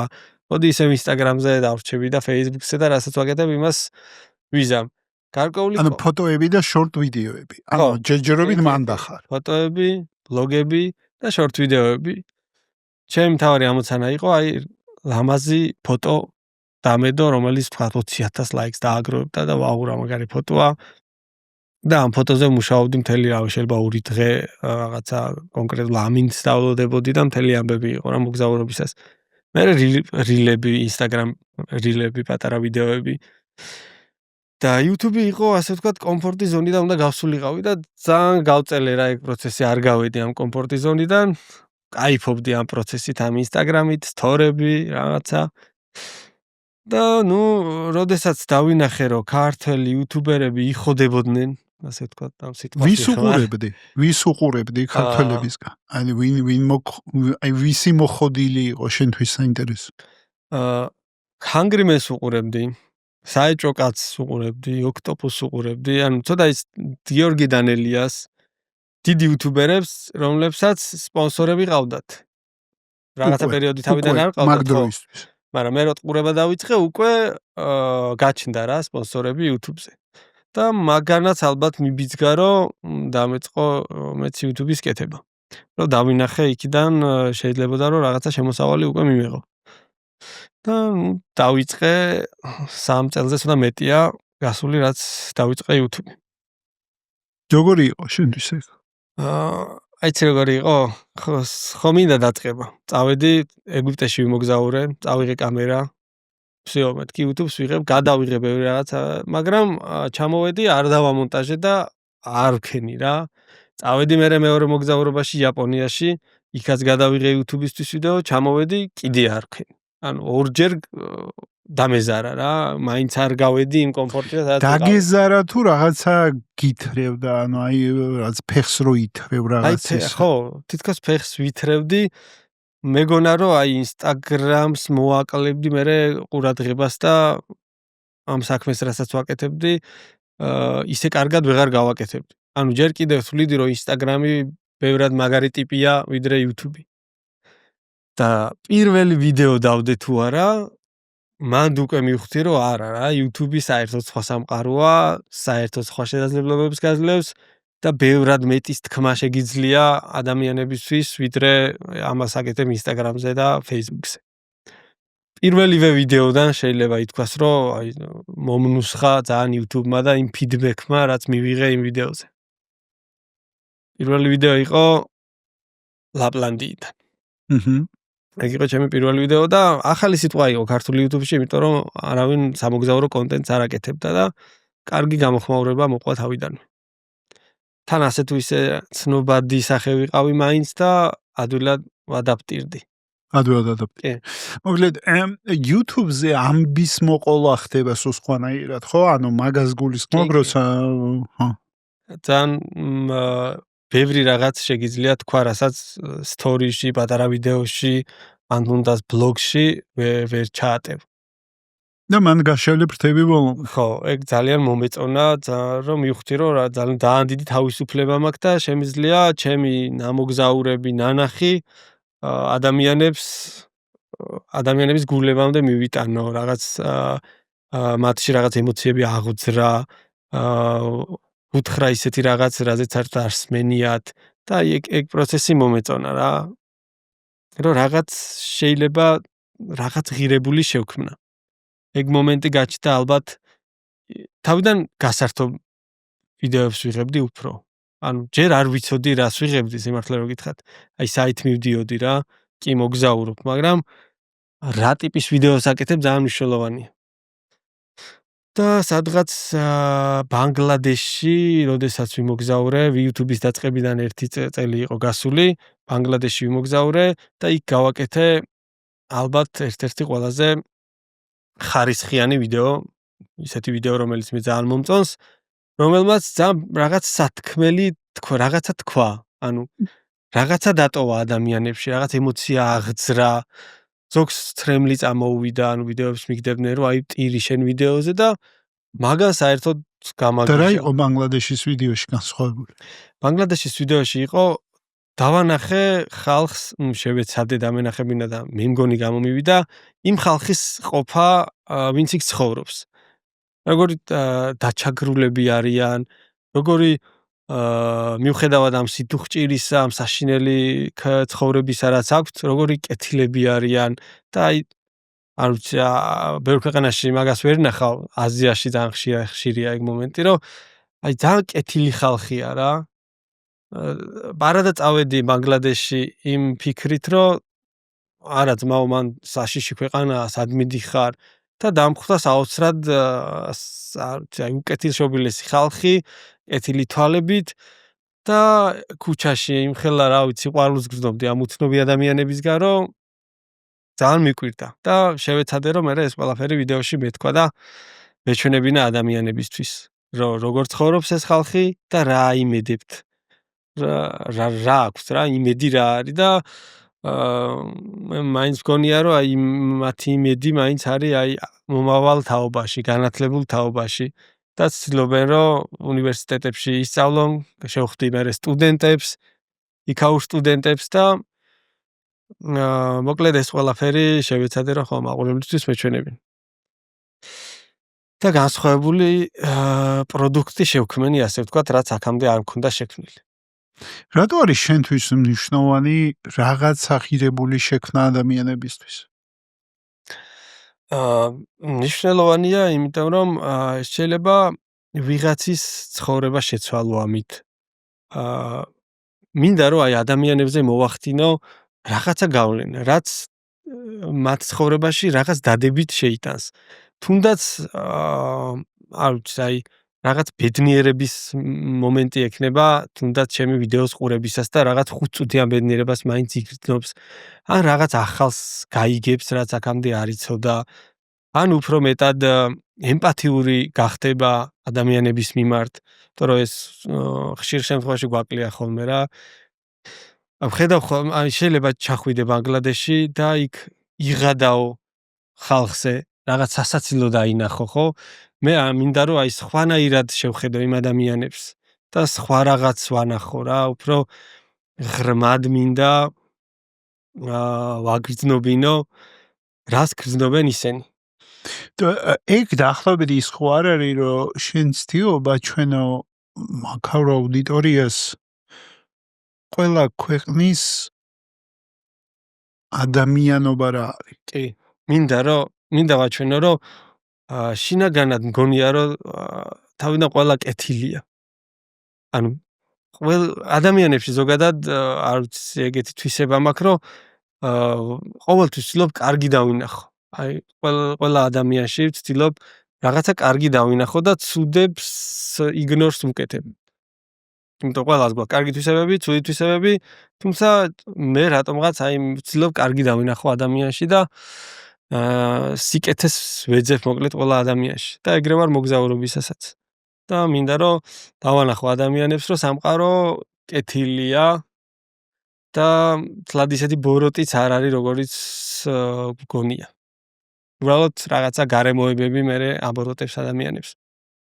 მითხარი, რა მომენტში გახდა გადაიქცა ჰობი ბიზნესად?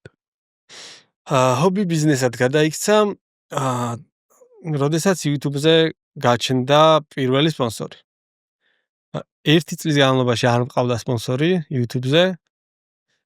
ჯერ მინდოდა რომ კარგად შემესწავლა ეს სფერო, ვიდეოების გადაღება ბევრად კარგად მესწავლა და მე მყოლოდა ბევრად კარგი სპონსორი, ვიდრე თქვა დასაწყისში მეყოლებოდა. და სად სწავლობდი ამ ვიდეოების გადაღებას და მონტაჟს?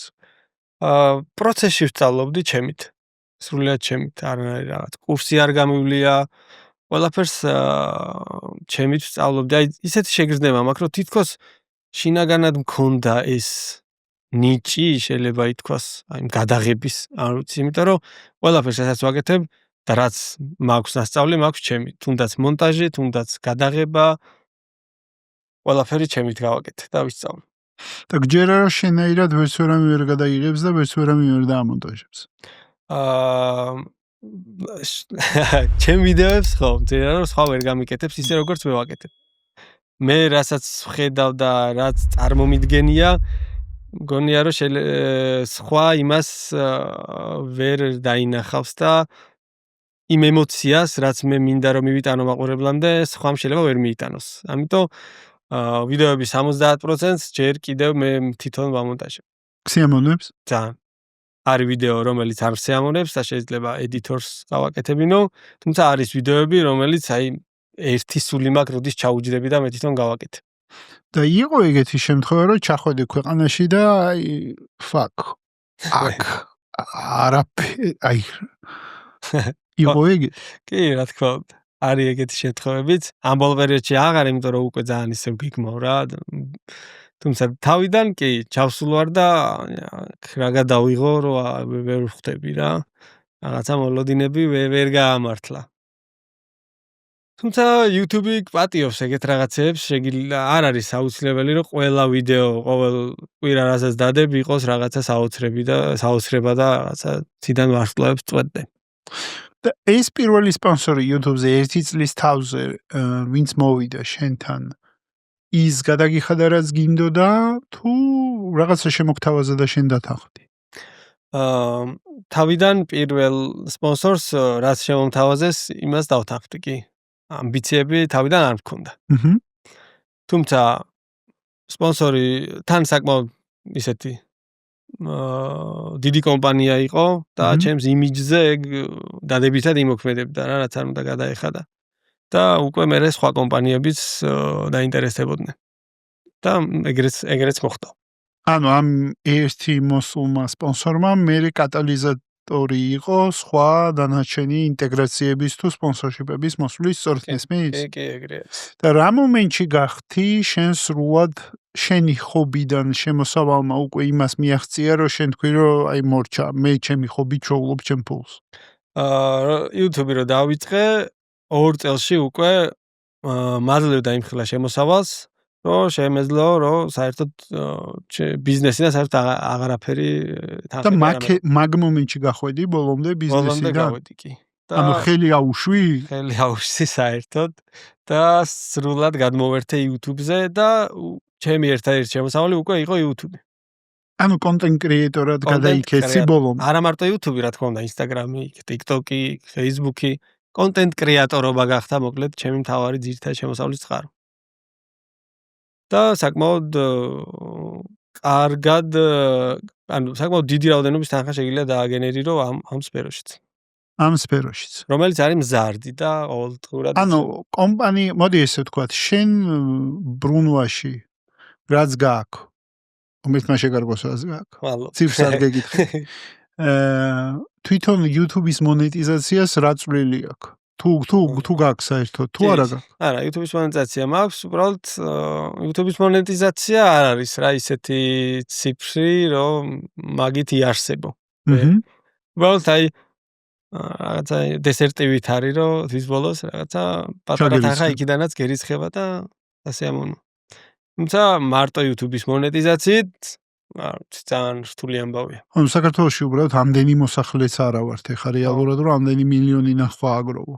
მიუხედავად იმისა, რომ 2 წლის წინ 5 ჯერ ნაკლები იყო მონეტიზაცია, ან შეიძლება მეტჯერ ნაკლები, ზუსტად არ ვიცი. დღეს ძალიან გაზრდილია, მაგრამ მაინც არ არის ის ციფრი, რომ მარტო მონეტიზაციით იარსებოს არხმად. კაი, ეხა ბიზნეს მოდელი ძალიან მოკლედ შევეხები, იმიტომ რომ მე და შენ კოლეგები ვარ და შეიძლება ვინც YouTube-ზე ფიქრობს მოსვლას, ეგ მნიშვნელოვანი ინფორმაცია აქვს. ანუ ერო შეხედო დღეს შენი მოდი ესე ვთქვათ შემოსავლების პორტფელს, ეგრე დავარქვათ. რამდენი პროცენტი არის დაახლოებით იქიდან სპონსორობა, რამდენი პროცენტი არის ინტეგრაცია, ანუ საერთოდ როგორ შედგება პორტფელი, რომ ადამიანებს გავაგებინოთ, ვინც შეიძლება ფიქრობდეს კონტენტ კრეატორობას, რომ აღიქვან რას ნიშნავს წარმატებული კონტენტ კრეატორობა. დაახლოებით ალბათ 50% შემოსავლის არის მუდმივი სპონსორშიპი, ანუ ყავს ზოგს არხს 3 სპონსორი ყავს, ზოგს 2, ზოგს 5. ანუ არხს ყავს სპონსორი. არხს. ჩემს YouTube არხს ამ კონკრეტულ მომენტში ყავს 4 სპონსორი, რომელიც არის, თქვა, ზოგგან 1 წლიანი კონტრაქტი გაქვს, ზოგთან 2 წლიანი კონტრაქტი გაქვს. და ასევე არის ერთჯერად სპონსორობების სხვადასხვა არის? ანუ გულისხმობ რომ სხვა პაკეტებია თუ ერთი პაკეტია? სხვადასხვა პაკეტები. ყავს მაგალითად მთავარი სპონსორი, ყავს არხის წარმდგენი და ყავს კიდე უბრალოდ სპონსორი. შეიძლება 1, შეიძლება 2, შეიძლება 3. აჩნია არხზეა დამოკიდებული და ის ხო. ანუ 50% შემოსავალი არის სპონსორობებიდან. დაახლოებით. ოკეი. დანარჩენი 50 დანარჩენი 50 და შეიძლება ზოგჯერ ბევრად მეტი არის ერთჯერადი ინტეგრაციები. აი მაგალითად YouTube-ზე რაღაც კომპანიას უნდა თავისი პროდუქციის ინტეგრაცია, ან Instagram-ზე უნდა სარეკლამო ρίლის გადაღება, ან story-ში უნდა მოხდეს, ანუ ფოტო უნდა, ძალიან ბევრი შემოთავაზება რა, ყოველდღიურად შემოდის ეს შემოთავაზებები და რაღაცები შეიძლება დათანხმდე, რაღაცა შეიძლება შენ იმიჯზე იმოქმედოს თუდად არ დათანხმდე. და ეგეთი ამბავი. მაგ კომერციის საკითხებს ვინ გიგიგვარებს? ამ მომენტში მე ვაგვარებ მაგასაც. ანუ შენ გწერენ პირდაპირ ეგრე გამოდის და შენ პასუხობ. ჩემს მეილს მე და ჩემი მეუღლე. ჩემი მეუღლეს პასუხებს ზოგჯერ, მაგრამ ძირითადად მაინც ჩემზე გადის რა და მე მეკითხება, აბა რა უთხრა და როგორ უთხრა, მაინც მე ვწყვეტ საბოლოოდ მაგას. ანუ შენი გუნდი ხარ, შენ და შენი ცოლი. ეგრე გამოდის. გუნდი არ მყავს რა, მე და ჩემიც მეუღლე და ჩემი შეგნებული გადაწყვეტილებაა, სოს? შეგნებული გადაწყვეტილება არ არის. ესე კომფორტულად ვარ.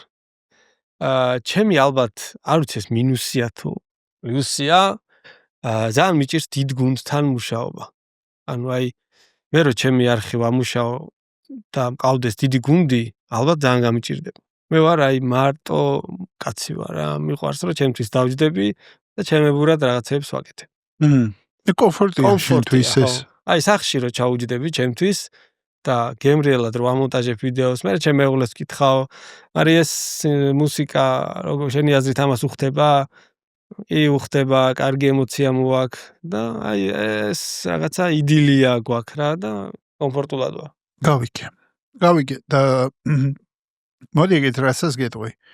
როგორ იცვლება და აი როგორ გეგმავ წასვლას? ანუ აი როგორ არის შენი დაგეგმარების პროცესი? ანუ როგორ მიმდინარეობს? მოკლედ რო გაგვიმხილო ცოტა ისეთი backstage შენი, ანუ როგორ ირჩევ, რა კრიტერიუმებით ირჩევ ქვეყანას და როგორ გეგმავ შენ ტრიპს?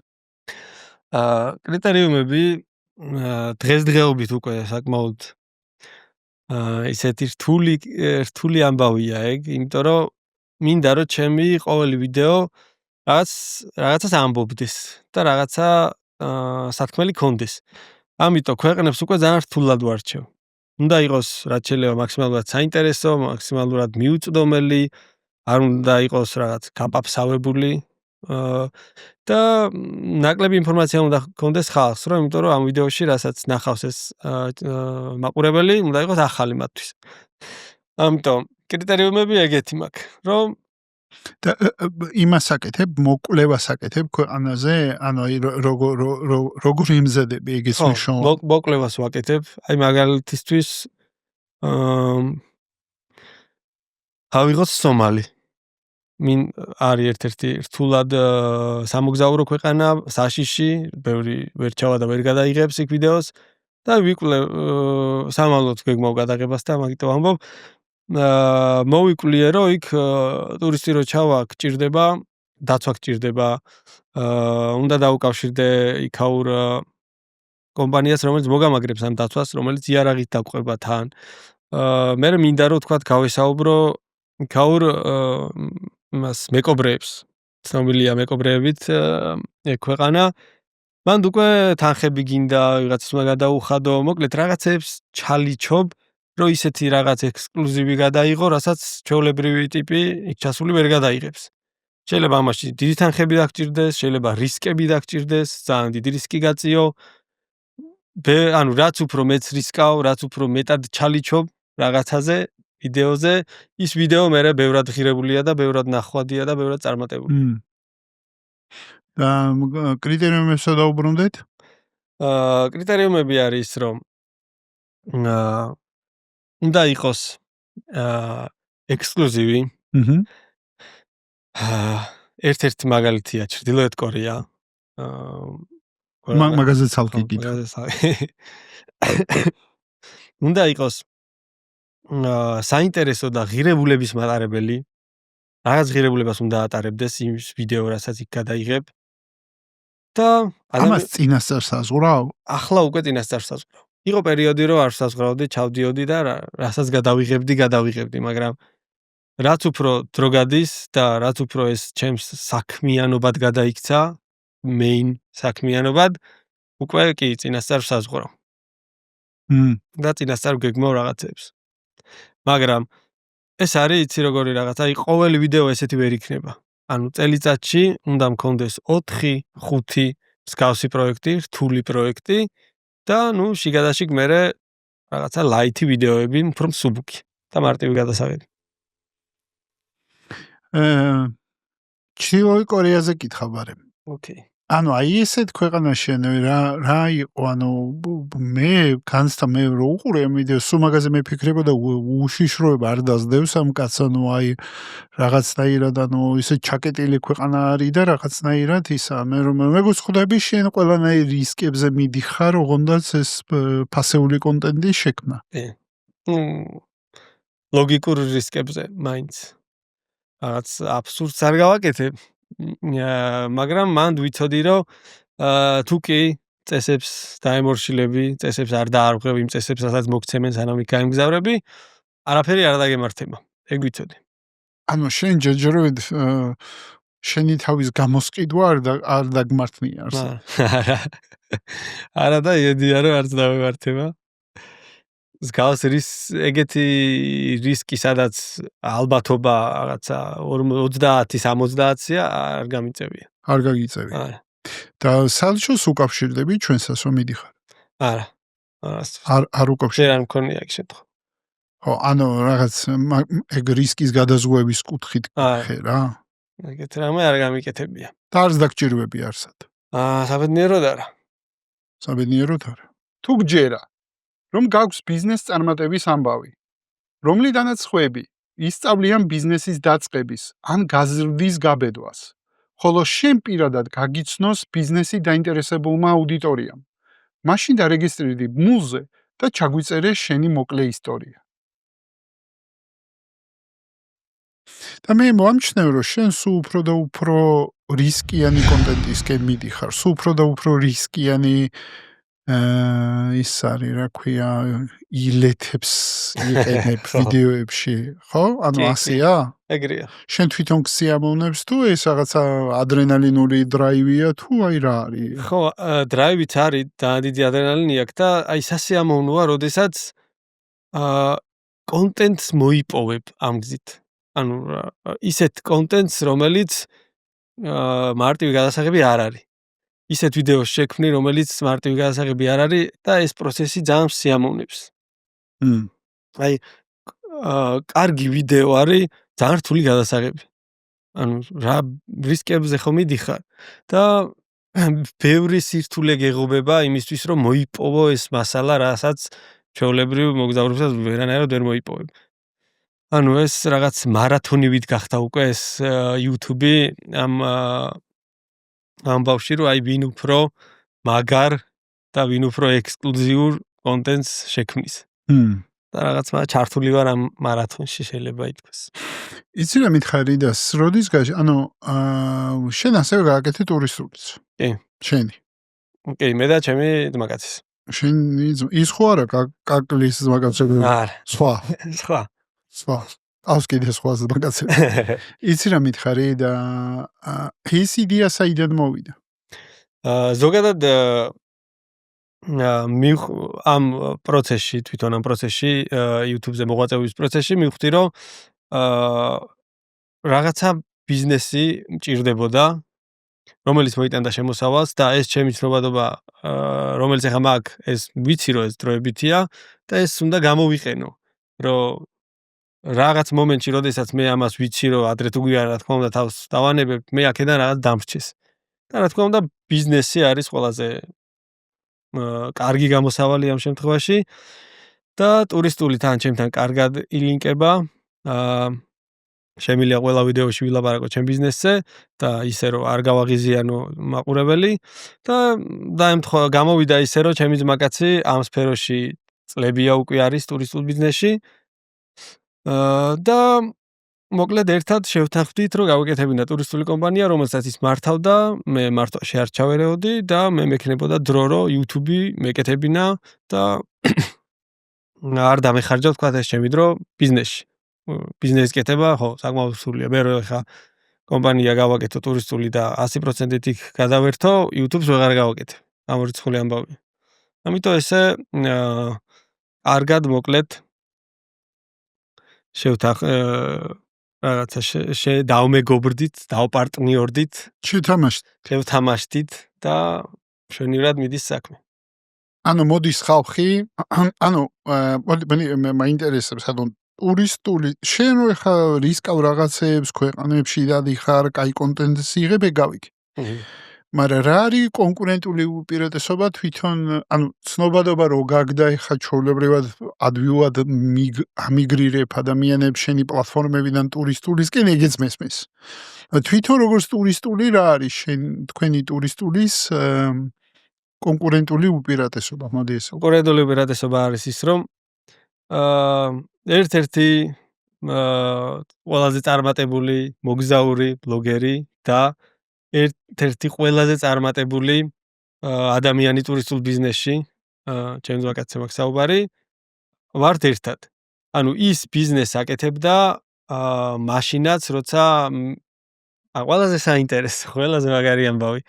კუბის ვიზა, ვინც მაჩუკა იყო, ჩემი ძმაკაცი, რომელსაც მაშინ არ ვიცნობდი.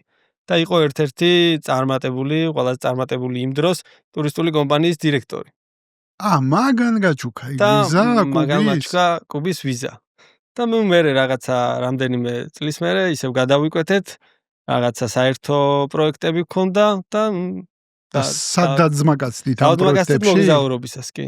ჯგუფურ ტურებს ვაკეთებდით ერთად და აი მაგ პერიოდში დავზმაკაცდით და ანუ შენ დაიწყე ტურების ბიზნესიდან ჯერ? ანუ ტურების მოწყობა დაიწყო შენს გარშემო, შენი ბრენდის გარშემო დაიწყო ტურები? ხო, აი მას ჰქონდა ტურისტული კომპანია და ეს ტურისტული კომპანია სოსთან ერთად აკეთებდა ტურს. და ეს ტური ბევრად კარგად იყიდებოდა ვიდრე გასაგებ ბრენდი იყო ცნობადი და? კი. და მე იქიდან რაღაც გასამრჯელოს ვიღებდი და თან მოგზაურობდი და თან კონტენტსაც ვაკეთებდი მაგ მოგზაურობის დროს. ბოლოს რაღა ესე მოდი ჩვენი გავაკეთოთ ამბავი გამოვიდა. ბოლოს ხო იბიცაზე ვიყავით ერთად და იქ გადავწყვიტეთ ესეთი რაღაც რო გავაკეთებინა ჩვენი ბიზნესი. და დღეს გავიგე შენ რო ბრენდი ხარ ეგავიგე. ეს შენი ძმაკაცი რო ტურისტულ ბიზნესშია დიდი ხანია გავიგე. მაგრამ მე როგორც მოხმარებას რა? საუკეთესო პარტნიორები ყავს ჩემს მაგაც, ანუ ყველა ქვეყანაში და შეიძლება თამავ თქვა, რომ არავის საქართველოში ალბათ მაგხელა წვდომა პარტნიორებთან შეიძლება არ ქონდეს ამ ბიზნესში. და ბევრი ტურისტული კომპანია დამოკიდებულია ჩემი ძმაკაცის პარტნიორი შუამავალია რა შეიძლება ითქვას.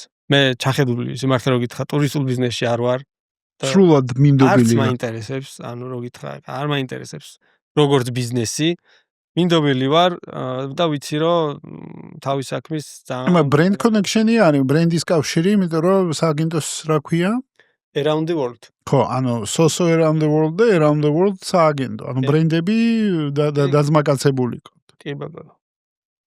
გავიგე. და ეხა კიდე მალე გაეშვება ახალი ბრენდი. ეს არის უკვე ინტერნეტი ელექტრონული სიმბარათების კომპანია მალე იქნება ეგეც. ალბათ მაქსიმუმ ერთ თვეში უკვე ეგეც გაეშვება. ეგეც იგივე ამბავია ზუსტად როგორც ტურისტული ამბავი. სამოგზაურო, ანუ ხო, როცა მიდიხარ იბარათის, ელექტრონული ბარათის. როდესაც მიდიხარ სამოგზაურო ნებისმიერ ქვეყანაში, შეძლებ რომ იყიდო ინტერნეტი ჩვენი აპლიკაცია. ესეც შენმა მეგობარმა განავითარა? ესეც ჩვენ გავაკეთეთ კი. და ერთი სულმაგროდის გაუშვებთ ამასაც, მალე გაეშვება. ძალიან საინტერესო. მოკლედ შენმა მოგზაურობამ მოიტანა მოგზაურობასთან დაკავშირებული იდეები. ხო, და მოგზაურობასთან დაკავშირებული ბიზნესები. ბიზნესები. უყურებ ჩვენ პოდკასტს. არ დაგავიწყდეს, გამოიწერე არხი, დაალაიქე, დაგვიტოვე კომენტარი და გვაჩვენე, რომ მოგწონს რასაც ვაკეთებ. იცი რა მითხარი?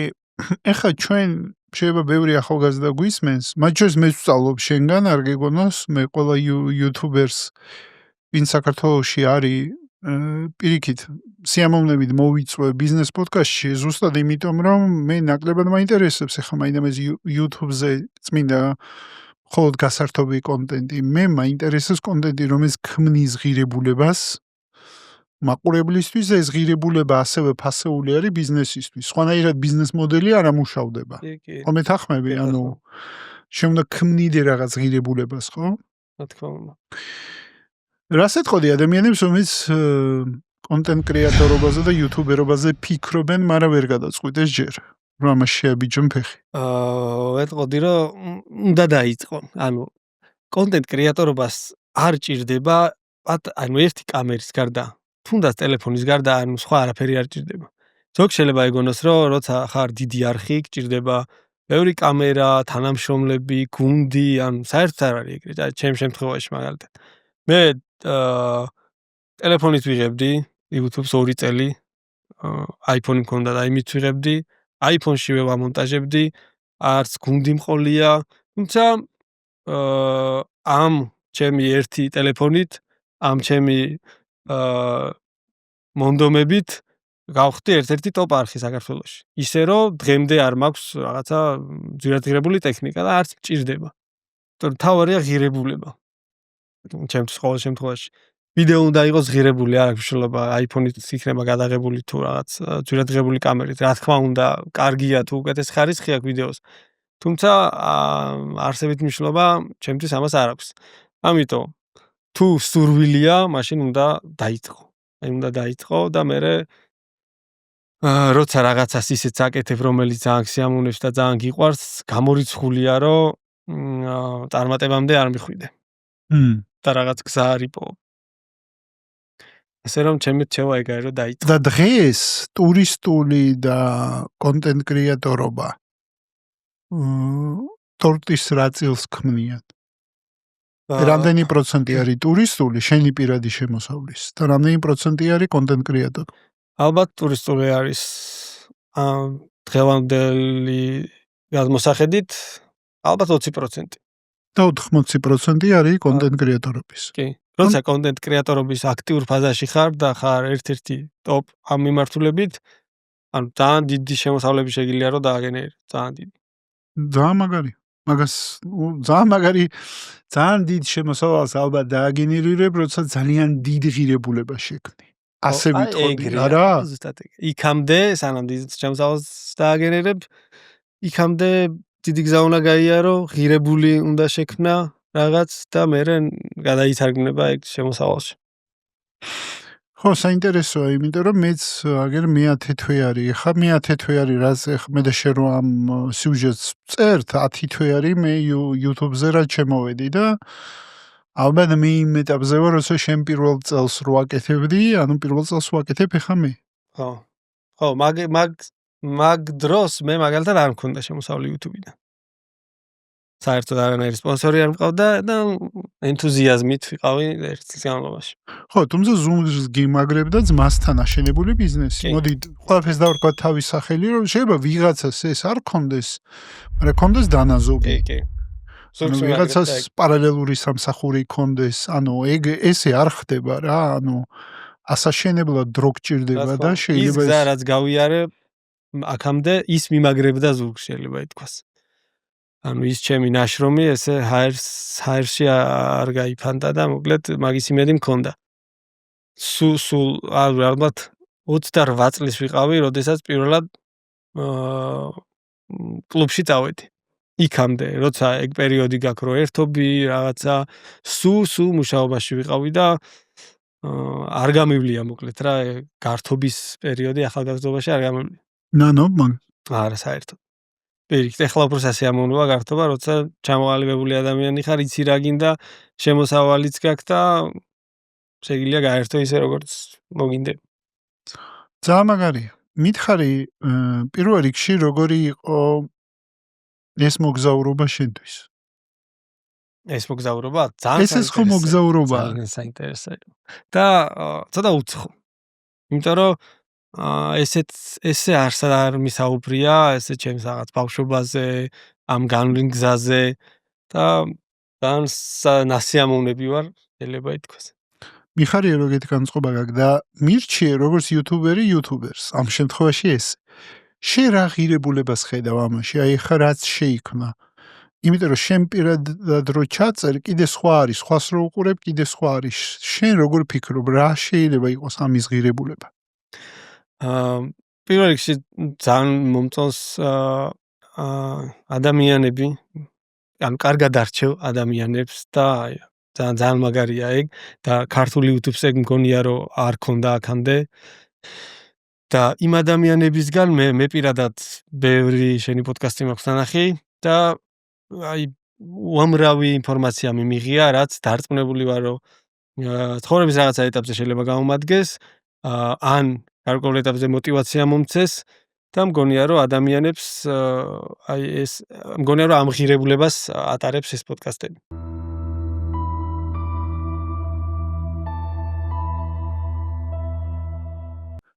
ვის მოусმენდი ამ ფორმატში? ამ ფორმატში?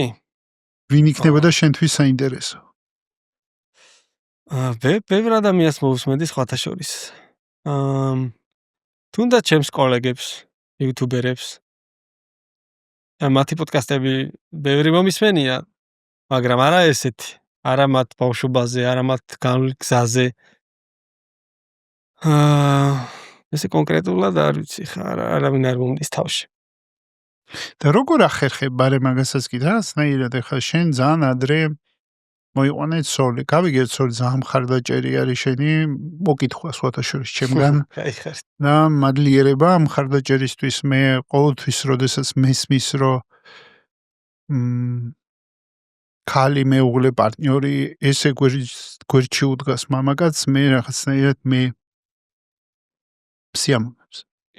სიამოვნებაა. ეგ საპირისპიროთას იგივე არის, იგივენაირად სიამოვნებს, როცა ხაბატონი ამბობს, რომ რა ვიცი, ჩემი პარტნიორი გვერდში მიდგას, ეს გვერდში დგომა ძალიან მნიშვნელოვანია ამ ცხოვრებაში. მნიშვნელობა აქვს.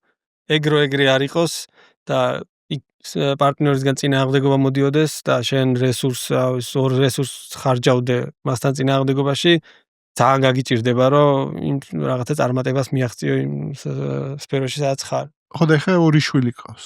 კი. რანაირად ეს ცოლი, ორი შვილი, რანაირად ამენეჯმენტებ ხარისხიან დროს, თანამდენი მოგზაურობა, თანამდენი კონტენტის მონტაჟი, ანუ აი რანაირად ამენეჯმენტებ ამას? ეგეც კითხვა მქონდა შენ. ხო, მარტივი არ არის სიმართლე გითხრათ. და ვცდილობ, რომ ნაკლები ვიმოგზაურო. ბოლო პერიოდში უკვე ვცდილობ რომ ნაკლები მოგზაურო და ყოველი ჩემი გასვლა იყოს ძალიან მნიშვნელოვანი რა, იქიდან რაღაც ზაღირებული მომქონდეს. ესე უბრალოდ ავდგე და ვიმოგზაურო როგორც ადრე ვაკეთებდი სიამოვნებისთვის, თითქმის აღარ დავდივარ. და ვცდილობ რომ როცა აქ ვარ, როცა საქართველოში ვარ, სახლში გავატარო მეტი დრო. სახლში დავამონტაჟო, სახლში გავაკეთო საქმეები და ნაკლები გასვლები მქონდეს. ასე თუ ისე გამომდის. ხან ვერ გამომდის, მაინც, მაგრამ ნუ საერთო ჯამში რაღაცნაირად მაინც ვახერხებ. სოსო, რა იყო შენთვის ყველაზე მწარე და ამავე დროს ყველაზე ძვირფასი გაკვეთილი იმ გზაზე, რაც მოყე? მაგაზე სიმართლე გითხრა არ მიფიქრია. მწარე გაკვეთილი. მწარე გაკვეთილს აიცი როგორ რაღაცა აი ყოველთვის მეუბნებიან ხოლმე რომ აი რა გაიხსენე თქვათ რა იყო მწარე გაკვეთილი ან აი ცუდი არაფერი არ მახსენდება მთელი ჩემი განვლილი გზიდან მარტო კარგები მახსოვს. ანუ ყოველთვის დადებით კონტექსტში უყურებ სამყაროსაც და მოვლენებსაც და ჩემ განვლილ გზასაც. შემიძლია კარგი ბევრი გავიხსენო, მაგრამ ცუდები მავიწყდება ძალიან მარტო. და რა იყო მთავარი გაკვეთილები შენ გზაზე? მაშინ თქვი გავაშვათ მწარეს. მთავარი გაკვეთილი ალბათ იყო ბევრი გაკვეთილი იყო ზოგადად ჩემს ცხოვრებაში. მაგრამ ერთ-ერთი მთავარი ალბათ მაინც აი ეს ჩემი ცვლილება ალბათ იყო ერთ-ერთი ყველაზე დიდი გაკვეთილი, როგორ გარდავისახე, ანუ ვაკეთებდი რაღაცას, რაც მეგონა რომ მთელი ცხოვრება უნდა მეკეთებინა და გამაბედნიერებდა და უცებ აღმოჩნდა რომ ისეთი რაღაც ვიპოვე, რაც უფრო ბედნიერს ხდის. და ეგ ძალიან ცნაური შეგრძნება იყო, სასიამოვნოც იყო, არასასიამოვნოც იყო, ანუ გაურკვევლობის მომენტი მქონდა რა ჩემ თავთან, რომ ეს რანაირად ხდება. ალბათ ეგ იყო ერთ-ერთი ყველაზე დიდი გაკვეთილი. და ალბათ ის რომ გულს დაუჯერე. ხო, მაგ ჭიდილში დაუჯერე გულს და ახლა არ ვნანო. იცი მე იმაზე ვფიქრობ, რომ ჩემთვისაც მეხმიანება რასაც ამბობ, იმიტომ რომ მარკეტინგის და გაყიდვების სფეროდან გადასვლა ორგანიზაციულ პიროვნულ განვითარებაში, რაშიც ახლა გადავედი ადამიანის პოტენციალის აღმოჩენის, დახმარების, გაფურჩქმნის. როდესაც მარკეტინგში და გაყიდვებში ხარ და ამ სფეროში დიდი მოთამაშე ხარ და შეჩვეული ხარ დიდ პროექტებს, დიდ ავიაციას, დიდ ფულს, დიდ პასუხისმგებლობას ხვდები ხო? ანუ და ამ დროს ელიტაში რო ხარ ამის ყველაფრის და ამ რაღაცა მომენტში ამაზე ყველაფრის უარის თქმა არ არის ადვილი. არ არის გადახვევი. არ არის ადვილი. და დღეს ხშირად როგორი საინტერესო რაღაცა არის იცი რომ დღეს ხო უამრავ ჩემ კოლეგას პოდკასტის თვალსაზრისით ან კურსის თვალსაზრისით რაღაცა ვეხმიანები და ის არის რა ქვია და დღეს მარკეტინგის სფეროს ვეხები ესე როგორც დამკვეთს ხო ძალიან საინტერესო ის არის ანუ და ხანდახან იცი ნერვები მეშლება რომ კაი ბიჭო რას ვერ ხედავთ ამღირებულებას აქამდე თქო მე ხუთჯერ მექნებოდა ნაყიდი თქო რა საინტერესოა ეს. ხო აი ხარა ის არის ანუ საპირი მოედნის მეორე მხარეს რა აღმოჩნდი უცებ ესე ვარ და ხო მეც ალბათ გულის ანუ გულს გაყევი. კი მეც გავყევი და ეხა ვარ რასაც ვაკეთებ ისა ვარ. აჰა. ეხა ზუსტად წიგნის გამოვიდა რომლის პრეზენტაციაზე გეპატიჟები 28-ში იქნება ეს პრეზენტაცია, მაგრამ ეს ჩანაწერი უფრო გვიან გავა, სანამ ეს იქნება და გამეხარდება და ძალიან საინტერესო საუბარი იყო, რისთვისაც მადლობა შენ. პირიქით მადლობა.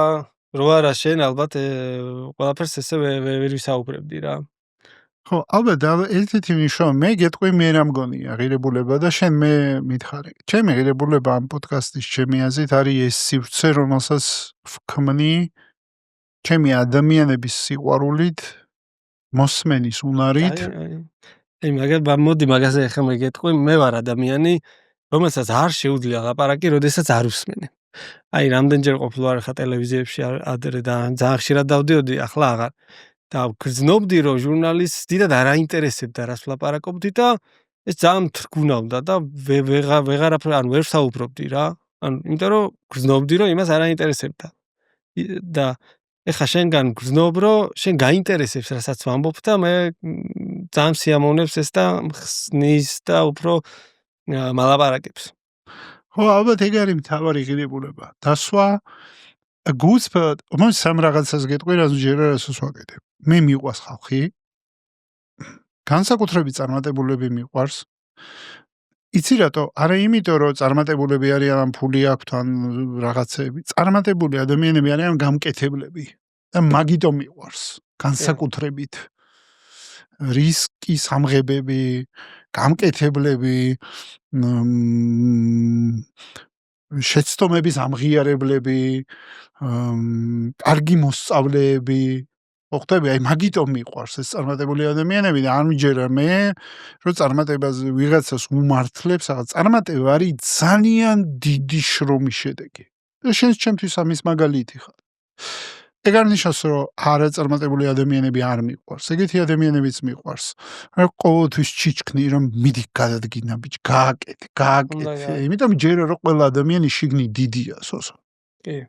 და თვითონ აპატარავებს თავის თავს. ამისი რომ ამჯეროდეს ასე არ ვეჩიჩქნებოდი ადამიანებს. მე პირდაპირ გეტყვი, მარკეტინგი და გაყიდვები რომ ვისწავლე, იცი რა დვილი გასაყიდი იყო?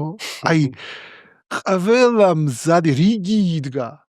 სოსო რიგი იდგა, რომ რავი, აი მარკეტინგი, ოღონდ შენ მე კარგი მარკეტინგი გამაკეთებინე და კაი გაყიდვები გამაკეთებინე, რიგი იდგა ჩემთან, მაგასთან დაკავშირებით. ეხა რომ ვლაპარაკობ ადამიანის პოტენციალზე, რეალიზაციაზე, განვითარებაზე, რიგი კი არა, აქეთ ადამიანები მეწინააღმდეგებიან, მეჯინებიან, კი უნდათ, მაგრამ ну აი ხო ხტები ძართული სფერო აღმოჩნდა ადამიანების სფერო. ანუ ადამიანი არის უნიკალურად კომპლექსური, რთული, ურთიერთგამომრიცხავი და ამავე დროს ესეთი საყვარელი. ანუ მე რო ამ თან აქ რაღაცნაირი სულ ჩემი მეგობრები მაგას მეუბნება, შენ გაქო უნარიო, რომ ყველა ადამიანშიო აი ის ბავშვი დაინახო, აი ის ცნობის მოყვარე, ნიჭიერი, რაღაცნაირი, იმიტომ ჩვენ ხო მერე მასკები, ნიღბები, როლები, ეგოები, ან მილიონ რაღაცას ქმნით, ოღონდაც ამ სამყაროში არ ვიყოთ ავტენტურები და ავტენტურები ვართ ყველაზე ლამაზები, რა ვქნა. ეგრეა კი. ავტენტურობაში ვართ ყველაზე ჯიგრები, ყველაზე ლამაზები და ყველაზე ძლიერები თან. მაშინაც კი როცა ღიად ამბობ, რომ რავი, ეხა მეტკინა, ისე მეტკინა, რომ ცნობები მადგება თვალზე. კი. აი რაღაცნაირად ეგ. ხო და მადლობა შენ, მადლობა ამ ღირებულებისთვის, რომელსაც ქმნი, უყურებ სამყაროს იმ თვალით, რომლითაც უყურებ და ამ თვალით რო უყურებ სამყაროს, აი მე რა მენიშნა, იცი ყველაზე მეტად რა შენი ლაპარაკე? მე ყველაფერში ვცდილობდადებით დავინახო. და ალბათ სამყაროსაც ამ თვალით უყურებ. კონტენტსაც ამ თვალით ქმნი. და ამ ღირებულებას ქმნი, რომ ადამიანებს ამ სამყაროს სიმდიდრე და ანახო, სიმდიდრეს მატერიალურს არ გულისხმობ, არამედ სიღრმე, სიმდიდრე, ადამიანობა, ემპათია, რომ ეს ყველაფერი და ეგ ყველა შენ კონტენტში იგრძნობა. მაგიტომაც დავიწყე მე შენი ყურება, ანუ მაგიტომაც დავიწყე შენი კონტენტის ყურება, რომ ამის ამოკითხვა დავიწყე და ამაში მე და შენ ალბათ მიხარია რომ ეგ დაინახე. ხო, მონათესავე სულები ვართ მაგაში, იმიტომ მეც იგივეს ვაკეთებ, სხვა გზით. თუნდაც ამ პოდკასტით რომ მოვდივარ და მეუბნები ადამიანს, მოდი რა, შენი ადამიანური სახე აჩვენე, თორე ბრენდი ყველა მიცის. ადამიანური სახე, ადამიანმა რომელმაც ეს ბრენდი შექმნა, არანაკლებ ძვირფასია ვიდრე ის ბრენდი. ამის მჯერა. ეს ადამიანი რო ეგეთი არ იყოს, შენ რო არ კონდეს ეგეთი სოფხედველობა, რომელიც გააქვს, შენ ვერ შექმნიდი იმ ბრენდს. იმიტომ ეს ბრენდი შენი გაგრძელებაა. შენი ადამიანობის გაგრძელება იმ რწმენების, რასაც გაქვს და იმ სიყვარულის, რაც გაქვს ადამიანების სამყაროსი და იმ ოპტიმიზმის, როგორც უყურებს სამყაროს. ეგრეა. მადლობა და არ ვიცი, შენს გაგცხოთა შორის ეს ისა, რომ უყურებენ არხს მეტი ვიდრე იწერენ, მაინც ვიკითხავ. ეგ ყველა არხს აქვს. ყველა შენ როგორ აგვარებ ამას? ყოველ ვიდეოში ვცდილობ რომ მოუწოდო ადამიანებს რომ გამოიწერონ არხი და სხვათა შორის მუშაობს. ხო. ვიდეოებს სადაც მაგას არ ვიძახი, არა, ანუ არ მემატება იმ ვიდეოზე გამომწერები, სადაც ვიძახი, იქ მემატება. კაი, მოდი ეს ვიდეო ეხა YouTube-მა ხო გახსნა, co-jointly დავდოთ და მე ჩემ მსმენელს და მაყურებელს ვეთყვი, რომ გამოიწერეთ სოსოს არხი, თუ გინდათ სამყაროს უყუროთ უნიკალური თვალით და არა მარტო იმ ახალ ვიდეოებს, რომელსაც დადებს, არამედ იმ ძველებსაც შეხედეთ, რომელიც მოიარა და სოსოს მაყურებელსაც ვეთყვი, რომ გამოიწეროთ ჩემი. გამოიწერეთ, აუცილებლად გამოიწერეთ. ხო. ერთი კლიკის ამბავია.